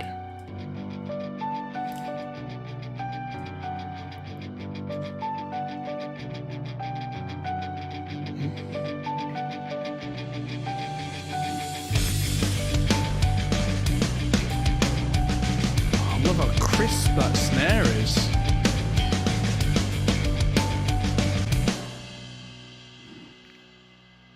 It's all good, Ace Man. Take your time. You've got to be where you've got to be. And I've got to be here at 8 p.m. on a Monday. So, let's nip quickly back to our old project for the song Saviour from earlier in the series. And we are just quickly going to copy paste all the effects from the main vocal and from the vocal group, and just note we've got plate and big plate for our vocals, and the slap is on the separate vocal, but I'm gonna do it on the group this time, I think. So I've got plate, big plate, and slap.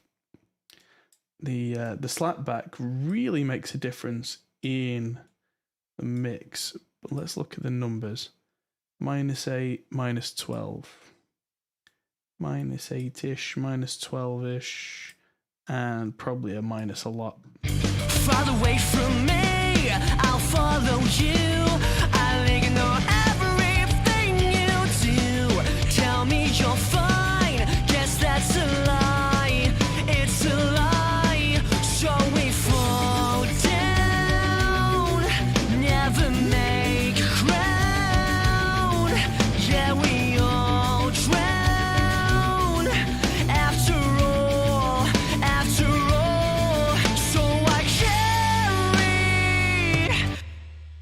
Oh, sounds so good. It's a little much. I'll turn it down a bit. Far away from me, I'll follow you. I'll ignore everything you do. Tell me you're fine, guess that's a lie. It's a lie, so we fall down. Never make ground. Yeah, we all drown. After all,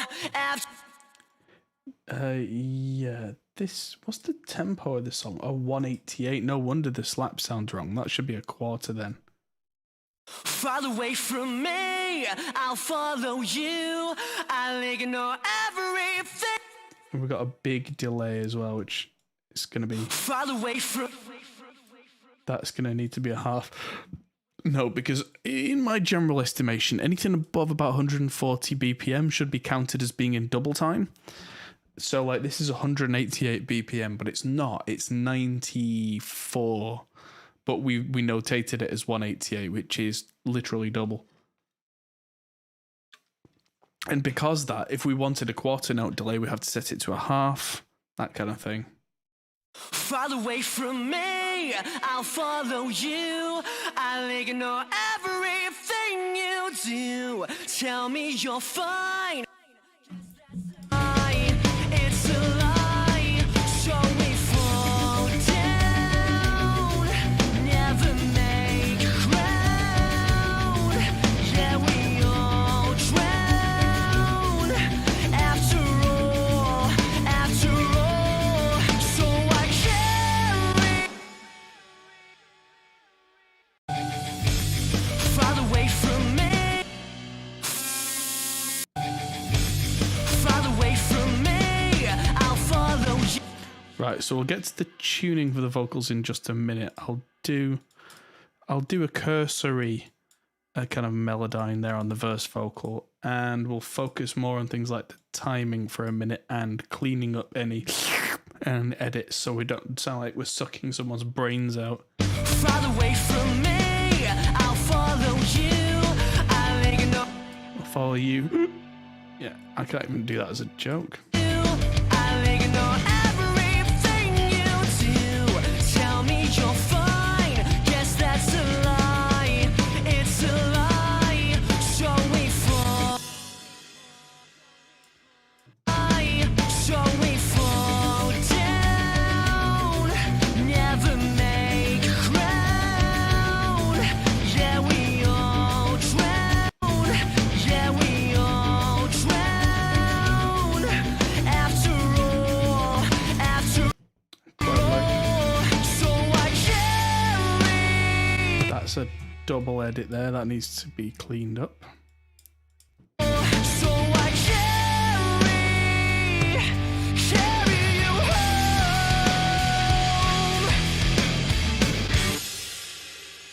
Sounds nice. Let's just go through the rest of it and then we'll look at the melody and make sure the tuning's right, because it's in places it's not. Come on. Wasting my time, chasing the light. I made mistakes I can't deny. I made mistakes I can't deny. Stakes eye. Stakes eye is early. I made mistakes I can't deny. So's that a little bit. Mistakes I can't deny. Promises made, selfishness paid. It There. promises made, selfishness paid. It paid off, so we fall down. Never make ground. Never. Let's just push the timing back on this because it's getting a bit rushed. Never make ground. Ground is now a bit slow though. Never make ground. Yeah, we all drown. After all, so I can't. It's another little bit of a half edit there where I can hear a So I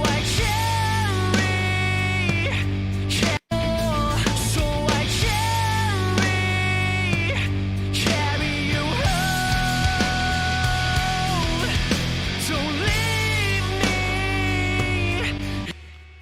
later. Don't leave me here on my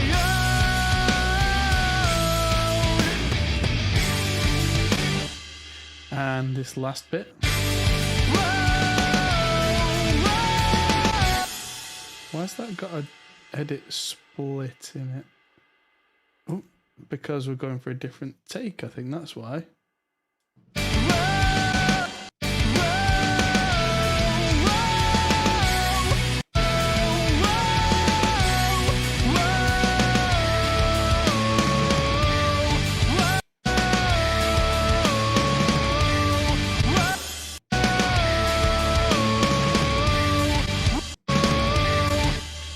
That whoa is definitely not right.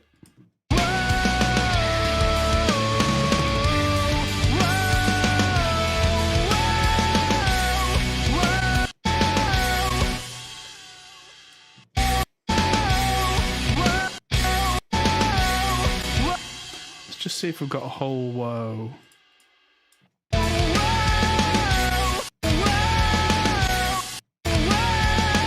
Oh wow, no. Okay.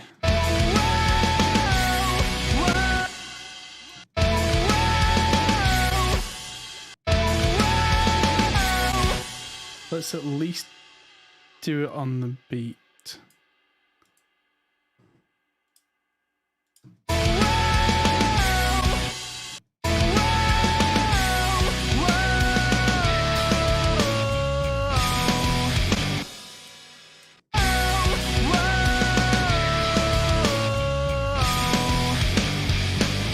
There we go. Actually, cutting mid-word is always tricky. You see this kind of crossfade hack job here. Yeah, rough. So now let's go into Melodyne on that track. Make Melodyne a lot bigger so we can really see what we're doing. And touch nothing. Macro, 100%, 50%. And go from the top. Far away from me. Far away from me. Wait. Zoom in. There we go. Far away from me. That should be. Far away from me. Far away from me. That should be. Da-da-da-da-do. Far away from me. I'll follow you. I'll ignore everything you do. Tell me you're fine. Tell me you're fine. Guess that's a lie. It's a lie. So we fall down. Never make ground. cut that into 3 separate notes, so it goes ground. Tell me your crown. Yeah, we all drown. After all, so I carry. So I carry you home.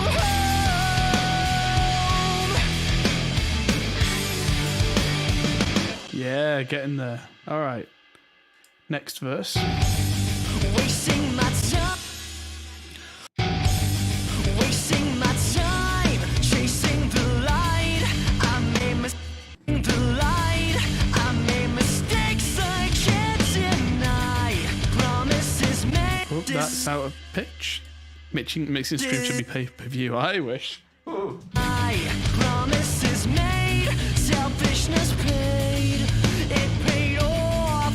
So we fall down. Why did that sound off? So we fall down. It feels off, probably because the pitch modulation's way off. So we fall down. Gotta make it feel flat. So we fall down. Yeah, see if I can take the pitch drift down. So we fall down. Never make ground. Yeah, we all drown. After all.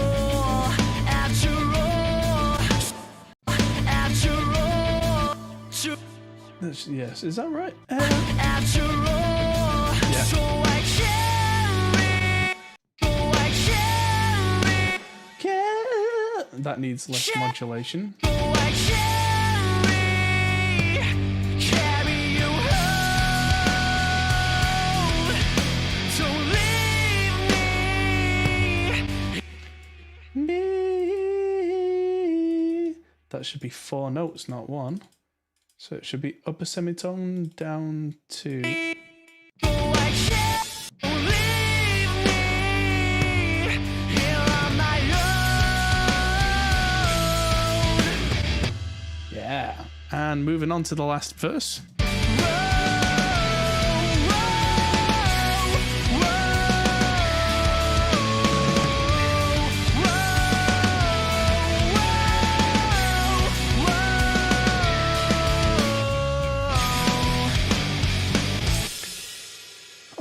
This is starting to batter my ears a little bit, so I'm going to take it down by a few dB while we do all the pitch work, because I don't need it to be quite the same volume whilst we do this. So, for chorus, I can copy all the sound properties from the verse. Melodyne itself will need to readjust. And let's do that.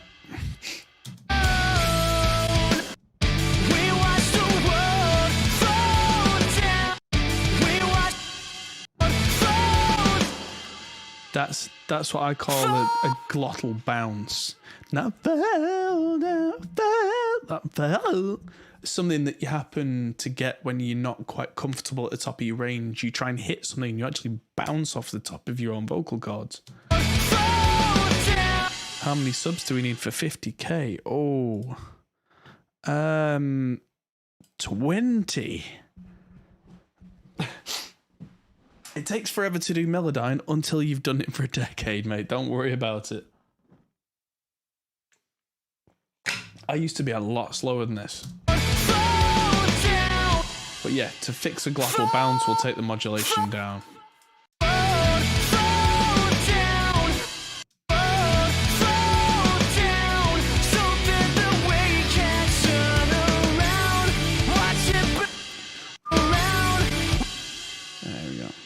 Down a bit.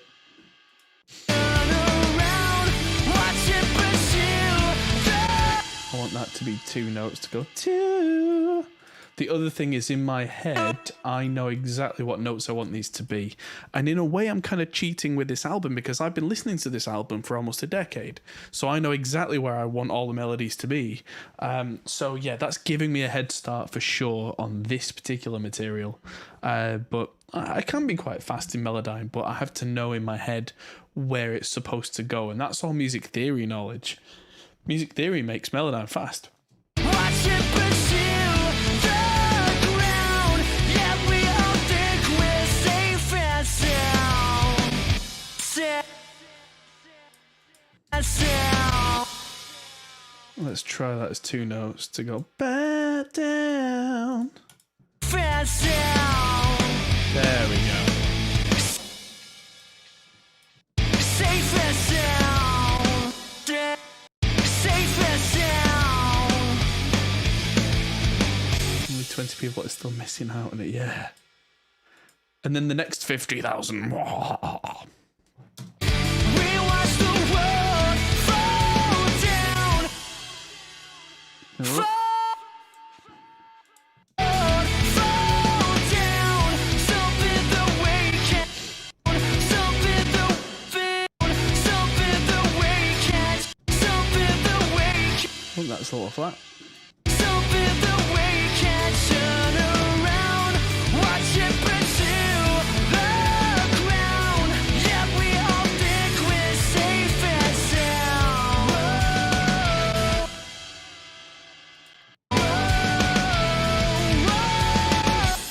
You have people that did the tuning for you. See, I can't trust people to do that. It would send me crazy. Now let's look at this next lot of vocals, which is very similar, but it has micro shift on it. So I'm just going to copy that across to the next vocal because there is a doubled vocal here, which is pretty much identical, but with kind of like a stereo spreader on it. So this is going to sound weird with micro shift on here. We watch the world. We watch the. And a big at the start, which I don't want. We watch the world. I'm going to turn micro shift off while I work because it sounds weird. We watch the world. And macro 100%, 50%. There we go.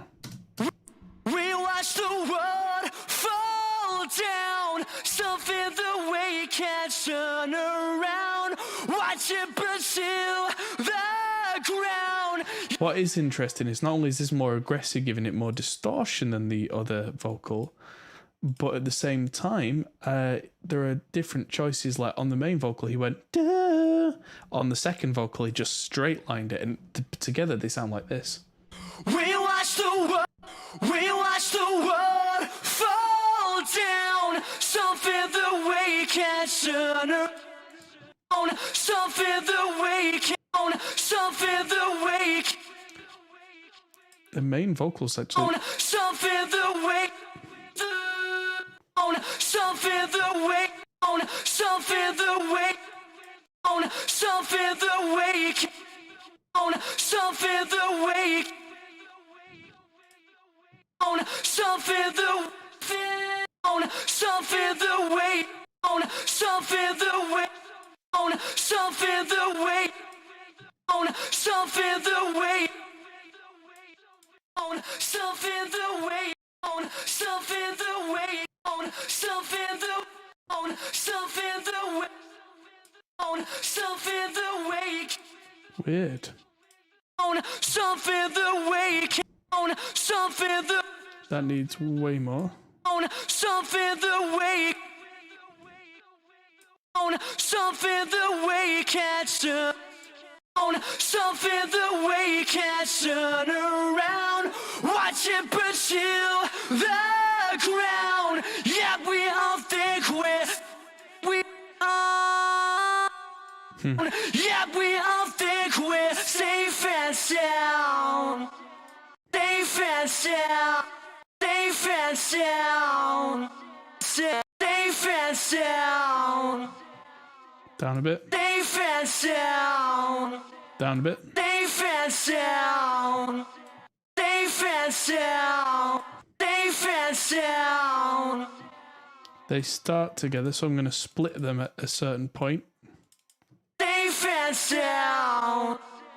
Safe and sound. Safe and sound. There we go. So I've got two sections that pitch match. Safe and sound. Desynced Melodyne session, yeah.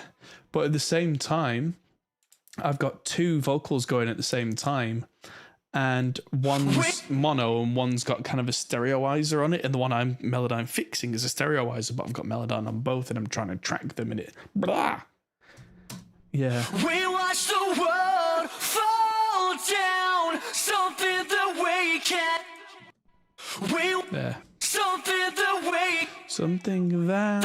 Something that we can't turn around. Watch it pursue the ground. Yeah, we all think we're safe and sound. That sound. There, let's try that. And sound. Safe and sound. Ugh. Safe and blow. Safe and sound. Safe and sound. Just find it hard to nail which one it is. Oh, there's a delay between what you see and hear on the stream. Safe and sound. Safe and sound. I'll have to have a look at that. Safe and sound. Safe and sound. Because it looks like it should be in sync. Safe and sound.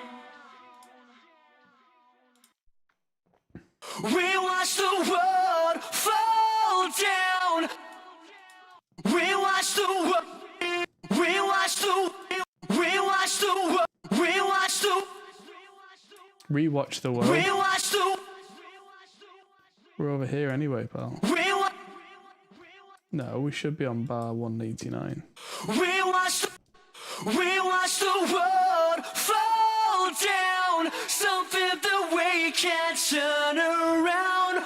Watch it pursue the ground. Yeah, we all think we're safe and sound. Whoa, whoa. Wait a minute, the playback head is ahead of the video.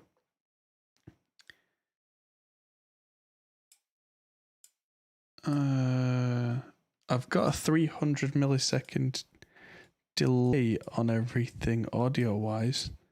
Let's see, and just tell me after this little bit, is this now perfectly in sync?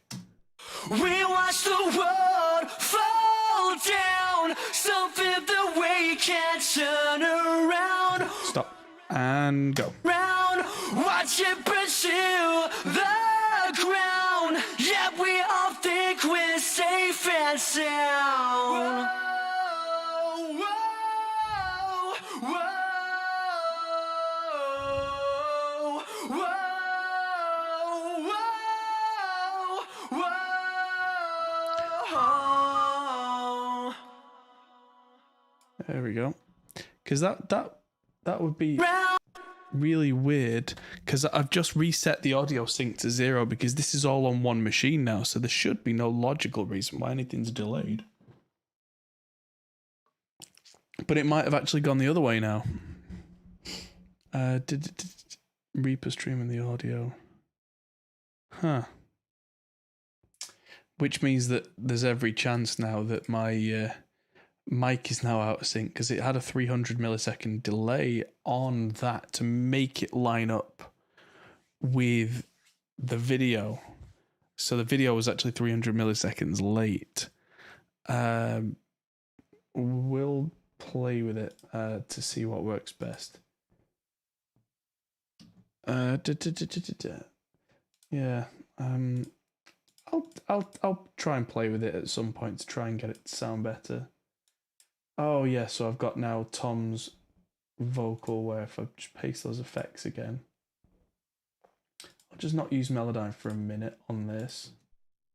Fall down, make ground, all drown. So that's definitely supposed to have micro shift on it. I'll drown, make ground, That can have full micro shift. make ground, make ground. And that can have an absolute ton of plate, because that's the whole point of this vocal, is it's not supposed to have any definition. It's supposed to just float around us. So we fall down, never make ground. Yeah, we all drown. After all, after all. So I carry you home. Yeah, I'm not overly stressed about it, but if I can make things right, you know, it's always nice. Yeah,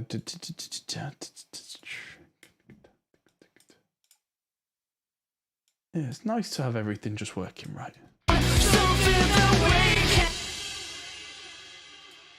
This one's gonna need some melodyne. This is the deck part.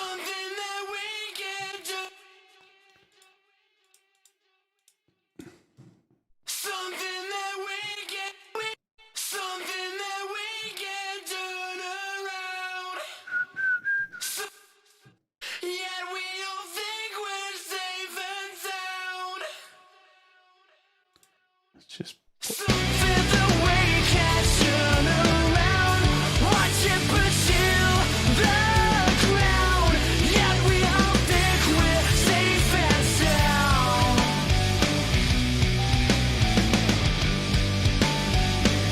let's just check the melodyne on these ones too. That's been copy pasted because that's the same pitch problem.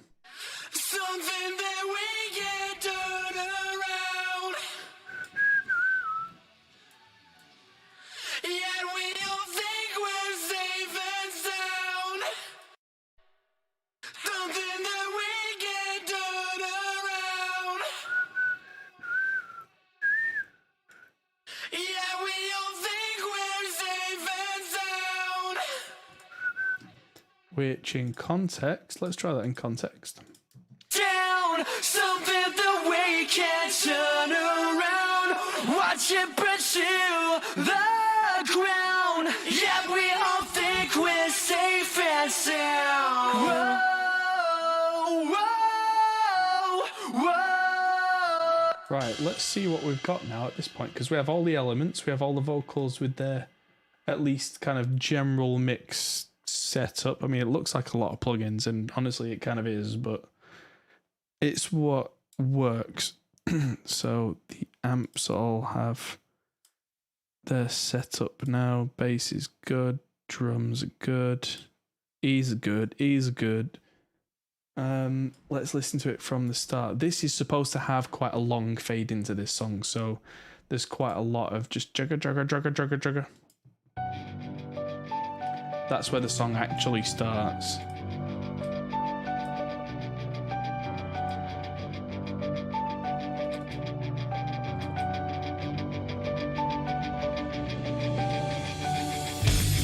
Far away from me, I'll far away from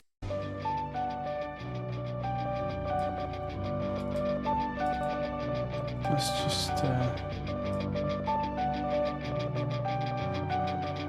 good on. far away from That probably gets a bit too loud, the fact that it just noticeably cuts there. Yeah, you're not mixing if you don't have 50 plus tracks and 150 plugins. It's so true. Truer than I would like it to be. So that can be quieter because the rest of the song's going to come in. So bulk of the mix done. I'm going to pull back up the audio fuse control center because I'm using the Arturia. Turn it back up and listen with the limiter on. So this is going to get loud, everybody, but good loud. And we're going to check our true peaks, especially when the strings come in. We don't want them killing everything. And we're just going to listen through what we have.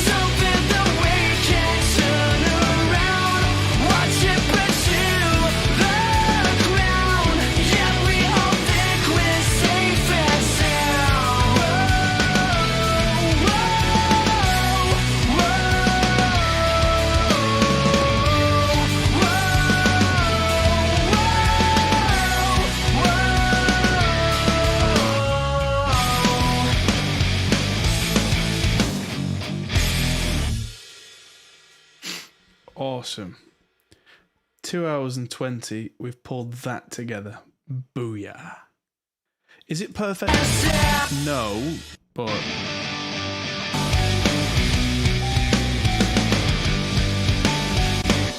that guitar could probably do with just playing with the cab a little bit. But let's just do that.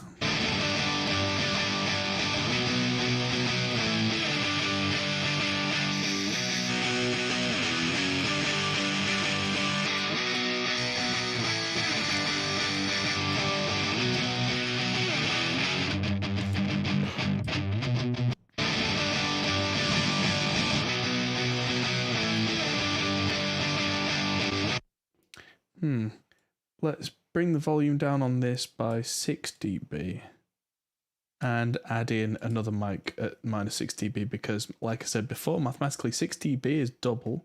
So if you add 2, you get double the volume. You take 6 dB off, you end up with the same volume you started off with mathematically, because half and half is a full.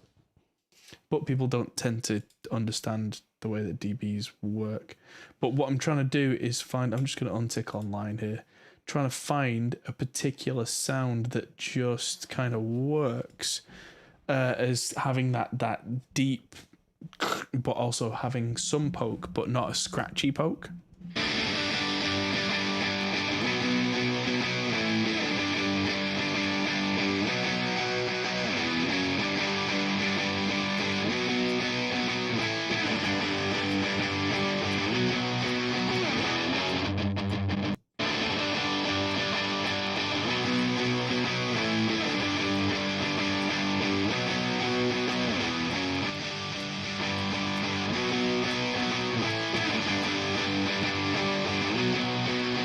That might be it. Just adding in the copper cab with the Alnico golds.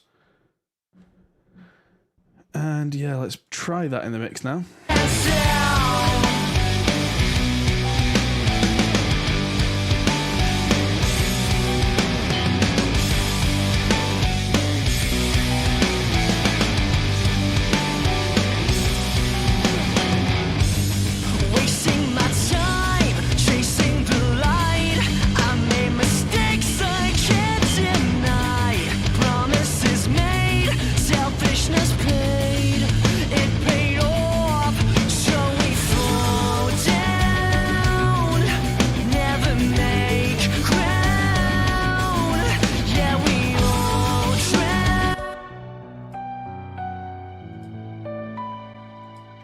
Yeah, let's put an EQ after that piano to just give it some shine.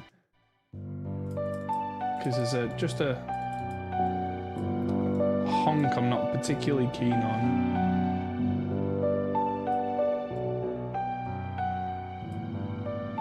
Oops.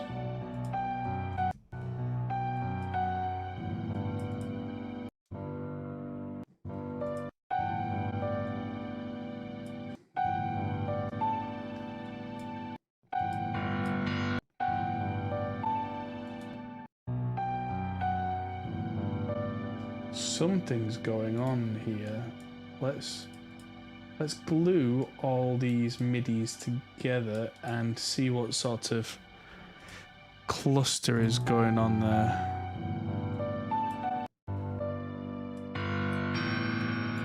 There you are. Is it only that once in the song? Have I just found something I would never have found?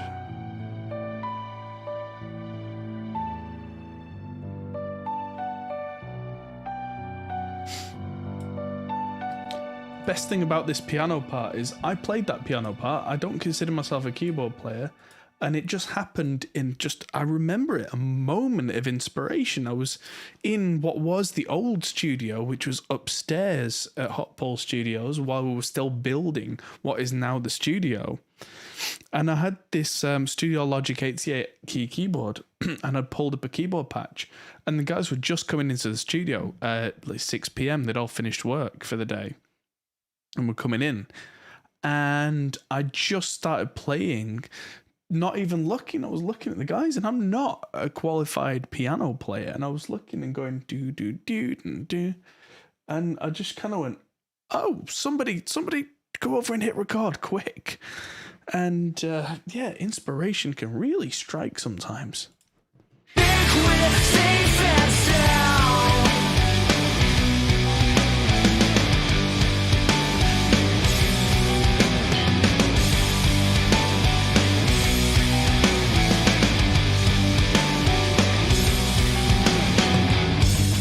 Wasting my time chasing the light.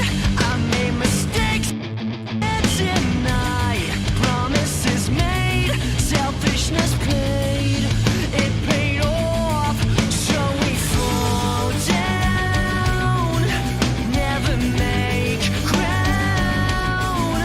Yeah, we all drown. After all. So I carry you home.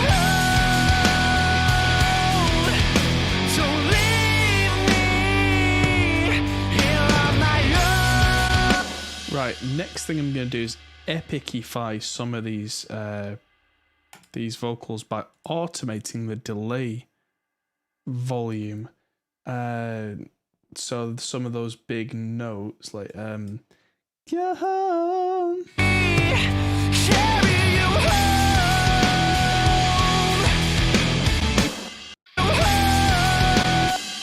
I'm gonna just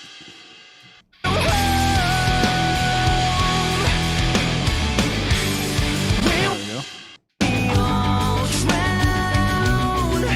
After all. So we all drown. After all. Never make ground. There we go. So a trick I use is called a delay throw, where I'm throwing the vocal over to the delay with automation. And so after the main vowel and after the note change, then I'm sending it to the delay so we don't get a confused set of notes delaying. Never make ground. Yeah, we So that should be. drown.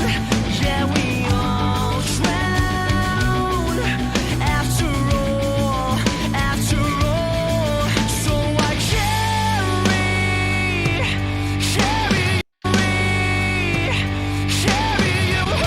Let's just slide that in slower. Carry you home. We watch the carry you home. We watch And the same ones later on in the song. ground down. And let's just zoom out, because now the thing that Reaper has is as I go up and down, I can see a blue line across the screen that touches whatever else is on that row and shows me that my lines match up no matter how far across the screen I am, which means that I know my levels are the same, which is great. Down, never make ground. Yeah, we all drown. Yeah, we all drown. After all. So I carry you home. Carry you home. Don't leave me home.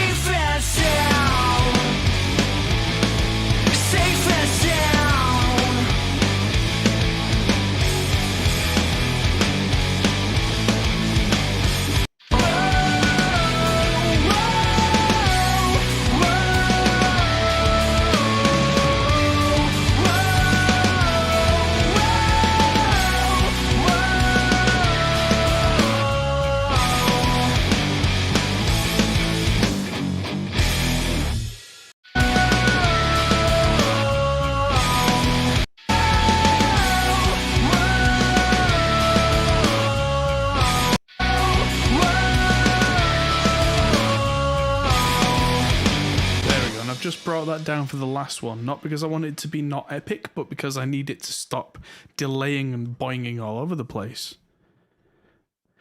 Need a guitar rack stand like Marty has. Oh, well, that's because those are leaving with me in the morning. So they're not usually there. They're usually up on the wall, or in cases, or on stands. I have 3 multi-guitar stands at the studio. Yeah, I've got enough space for 20 guitars at the studio, and it might be all full. But yeah, now I've done my delay throws. Now I've got pretty much everything in. Let's have one more listen to the song. Turns out PA needed plugin Alliance needed reactivation. I did that today as well. It's the end of the month. Now let's just listen back from the start. I think there are a couple of drum MIDI weirdness bits, so I'm going to play this from the top and just listen for drum weirdness. Fly away from me, I'll follow you. Right, well, for a start, some of these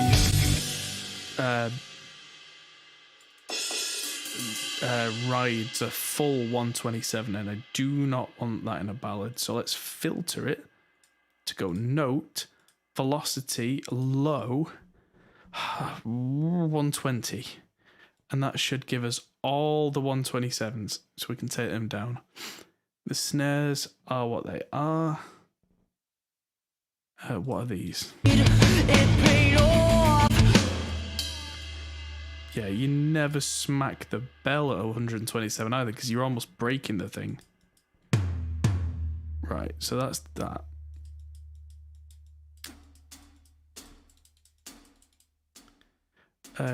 That's the...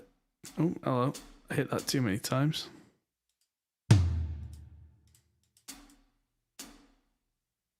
Don't know why that makes it so stuttery.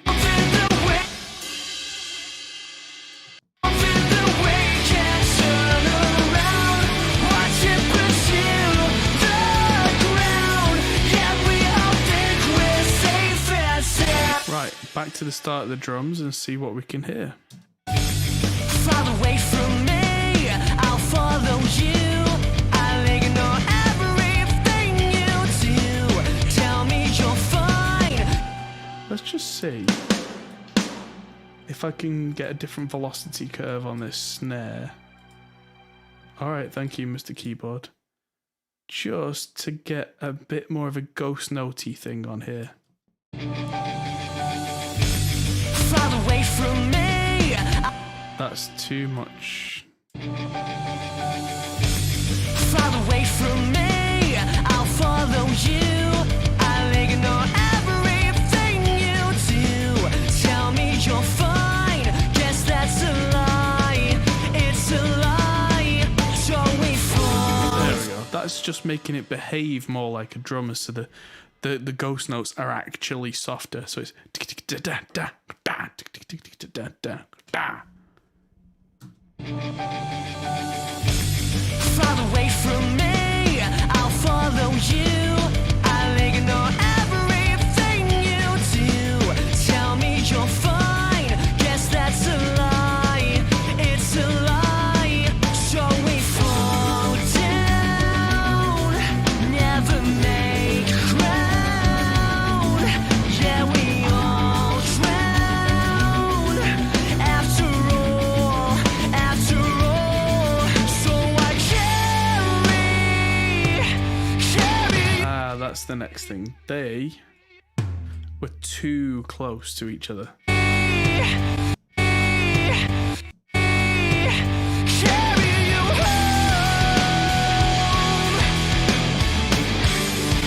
Right, I know what can fix this. I'm going to just remove this instrument entirely, that mid-tom.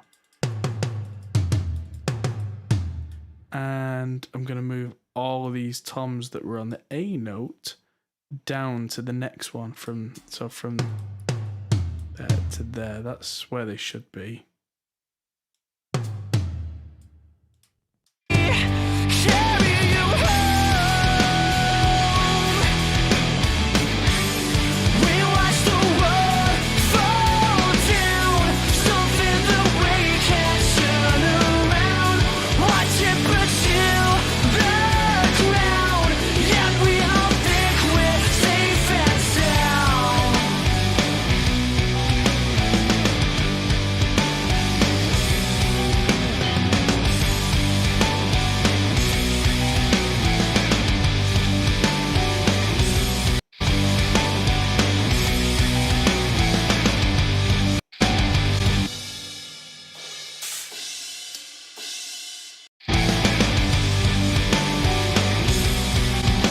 that is a thing you change for the entire snare. But again, from my experience of the actual tracking of the instruments, I remember roughly, not to the note, but I roughly remember how it was played. And I remember it being softer ghost notes with bigger hits. And I think Superior Drummer 2 had a more distinctive audible velocity curve, whereas Superior 3 tracks the way that a modern mesh head tracks, which is much more linear. Because that's the thing, older wrist breaker style pads, they work like practice pads. They actually almost compress your playing into a more even thing, whereas mesh is much more straight. The more you give it, the more you get on the sensor.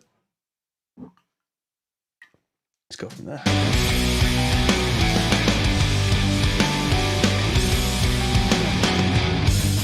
Wasting my time, chasing the light.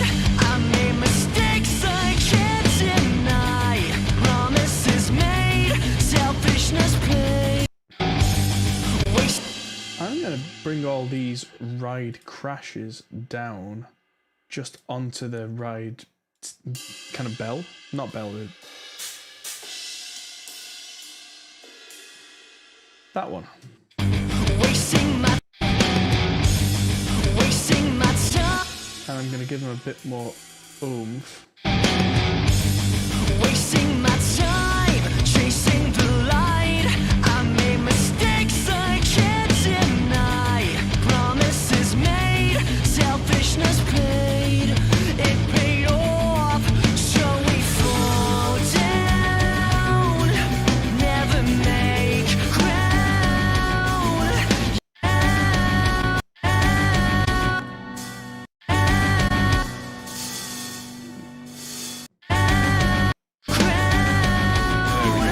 Yeah, we all drown. After all, so I carry you home.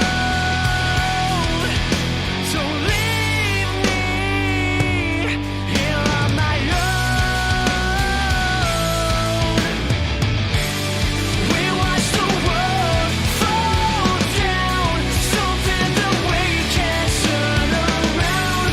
Watch it pursue the ground, yet we all think we're safe and sound.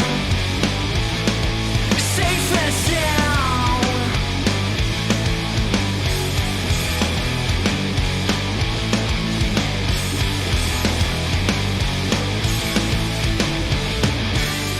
We watch the world fall down, something that we can't turn around. We watch the world fall down, something that we can't turn around. Watch it pursue the ground, yet we all think we're safe and sound.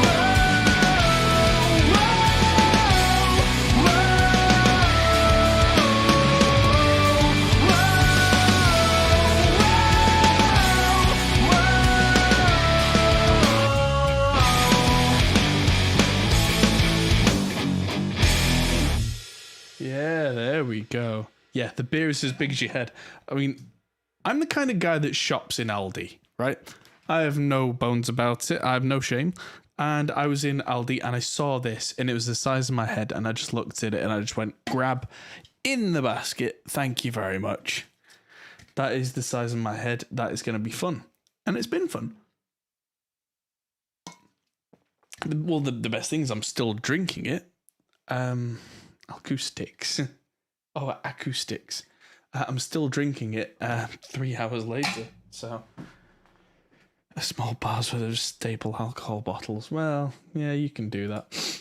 I have the actual alcohol license to do that, but can't be asked. Plus, as a general rule, if you buy something in, it gets drunk. So, because I spent time as a bar manager in a, trained barman, all that kind of stuff, if I have an interesting combination of bottles in my house, I go, well, this with this, with this, with this. Google, what is this? Oh, it's that. Like one time I found that I had Midori, Cointreau, and what was the other thing? And lime cordial, and that's a Japanese slipper, and it tastes like green jelly babies and gets you absolutely wasted. Let's listen to this from the top. It's quite a long intro, but like I said, this is supposed to be at the mastering stage, faded in.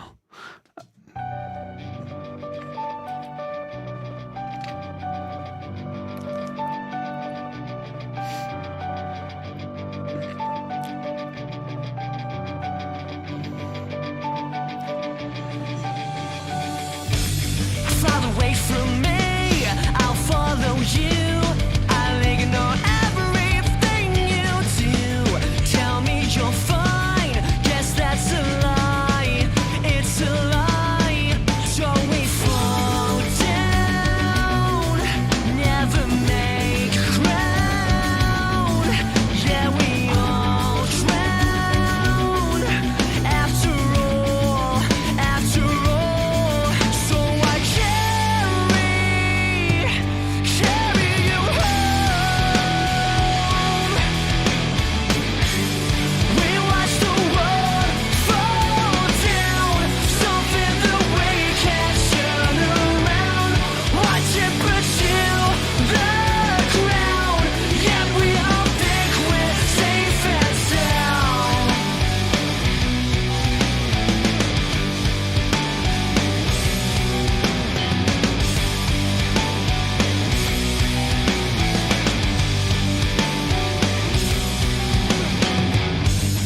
Wasting my time, chasing the light.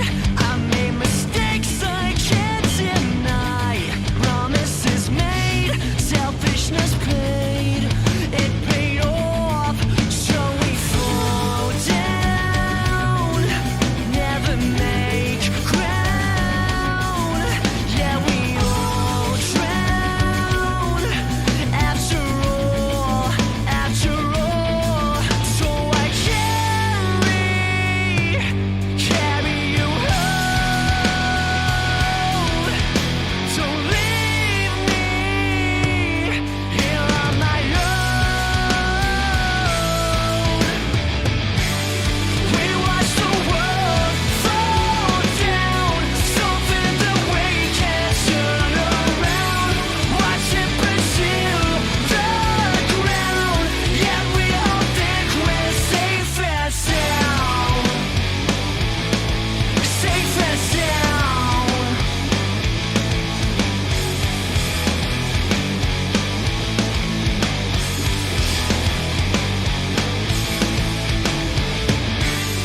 We watch the world fall down.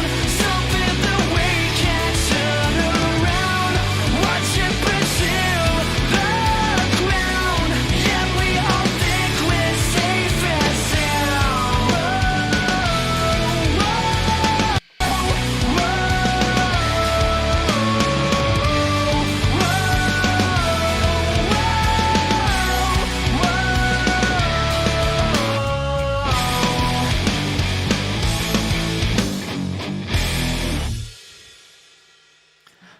And that is a perfect place to end this stream, I think, because there's a couple of little things I would do to that, but without something like my monitoring system from Studio A or the VSX system, I can't be confident in those small changes.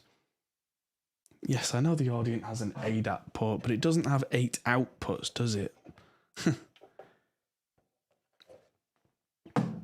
No, until you've got what I call an 8-channel interface, that is to say, usually at least 16, if not 24 ins and outs once you include the ADATs, then we'll talk. I really like the Audient preamps. I have an ASP 880 at the studio and an 800 at Studio C over at Riffhard. John Brown over there's got an 880 of his own as well. And I've got the ID14. I had the Evo 8, which I've just given to a friend's daughter to make sure that she can make some of the best music she can make. I had an ID4 Mark II, which I gave to Erin Snape, who's a wonderful young artist you should definitely check out. And our video tomorrow includes a feature from her, actually. And I had the ID4 Mark I, which is still in the box, down there, which sometimes still gets used because it's brilliant. I've had the Evo 4. God only knows where that went. I think my dad's using that. And I had the Sono, which I sent to Scott from Chernobyl Studios, and that got stolen in the mail. Shocked we're still using ADAT connections. Yeah, but it's the problem with stuff like that is constants. Constants and standards are actually pretty important. Because ADAT is a thing that works, it's going to be a long time before it goes away because, generally speaking, it works. It's not the best solution for a lot of things, but it works. And, MADI works, but MADI's really expensive comparatively in terms of the licensing and the interface and the connections. There's Dante, which isn't readily available yet. There's AVB, but we don't really talk about that because that's like Dante, but expensiver. There's Thunderbolt, which has been entirely a cluster, shall we say. But yeah, in terms of just simple expansion, ADAT is one cable, click, click, 8 extra channels. I mean, yeah, you might want to sync it via word clock, that kind of thing, but yeah, it's the lesser evil, funnily enough, yeah. I mean, I would much rather use something else, but as it goes, it's actually been really useful for me because it means I can have 8 channel banks in Studio A and have them all connected separately to the same kind of mothership system. Yes. The Evo 8 has just moved to a better place. Yeah, that's right. That was a great interface, but that has gone on to a more noble cause because, as you can see in my hands, I don't need the Evo 8 because I've got this.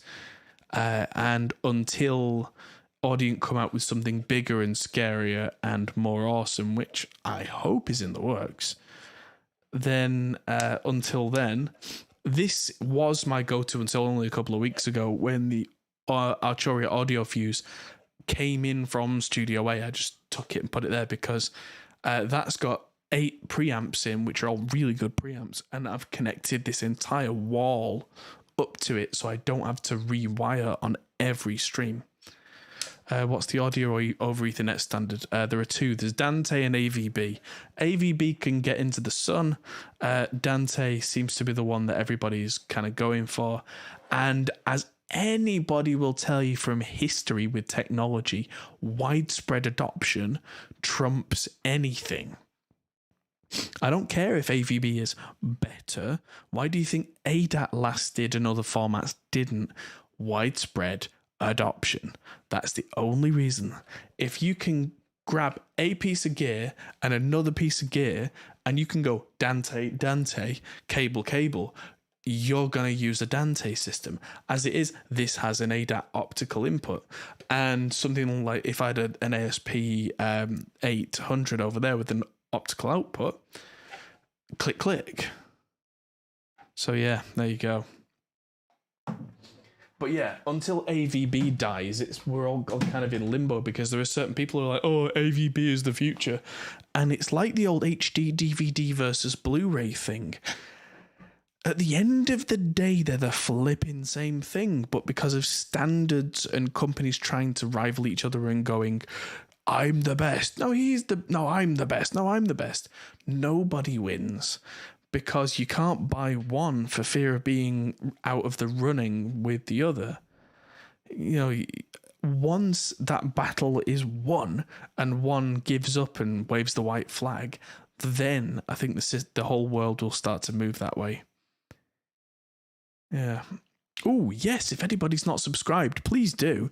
Because like Marty says in chat, we are now 20 people from 17 people from 50,000 subscribers. And once we hit 50,000 subscribers, we'll be doing a giveaway. and I'll be contacting some big companies, and we'll be doing some region dependent for US and Europe and also international giveaways. So it's about time I got my skates on and got that organised, because we're 17 away. So yes, thank you everybody for watching. I'll see you in the video tomorrow. I'll be in the studio whilst it's on premiere, because me and Chris are doing a big project, which I'll tell you about another time. Then I'll see you on Thursday for the podcast, and Friday for more live mixing with the band Banana Ranch, which is a bit closer to what I might call it college rock or something like that. And then we'll be back here on Monday for another one of these as we carry on the album. So this was song number 3, I think it was, of 12. Let's check out the original album. Is it 12? It was 12. But yeah, thank you very much. What I might do, not this session, but the next session, I might do just reamp craziness, where I'll go through all the songs, see which ones I have original DIs for and which ones I don't, and the ones I do have original DIs for, we'll just kind of have a chilled out stream where we run things through the Mesa Road King and the late 70s Marshall JMP and have some fun with getting those tones for all those songs and get you up to speed on what all the songs sound like. And from there, that will mean that we're so much closer then to just throwing all the songs together and just getting fine details and making this into a new version of the old album, because then we can move on to mastering, and then that's the series complete. So it will come together pretty quick. Thank you everybody for tuning in. Thank you for the well wishes. It's been a lot of fun, and I'll see you very soon. Don't forget to hit like. Thank you very much. I'll see you later. Bye-bye.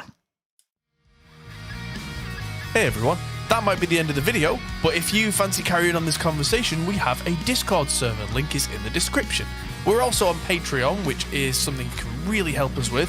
We also are on Facebook, Instagram and Twitter at Hop Hole Studios. See you there.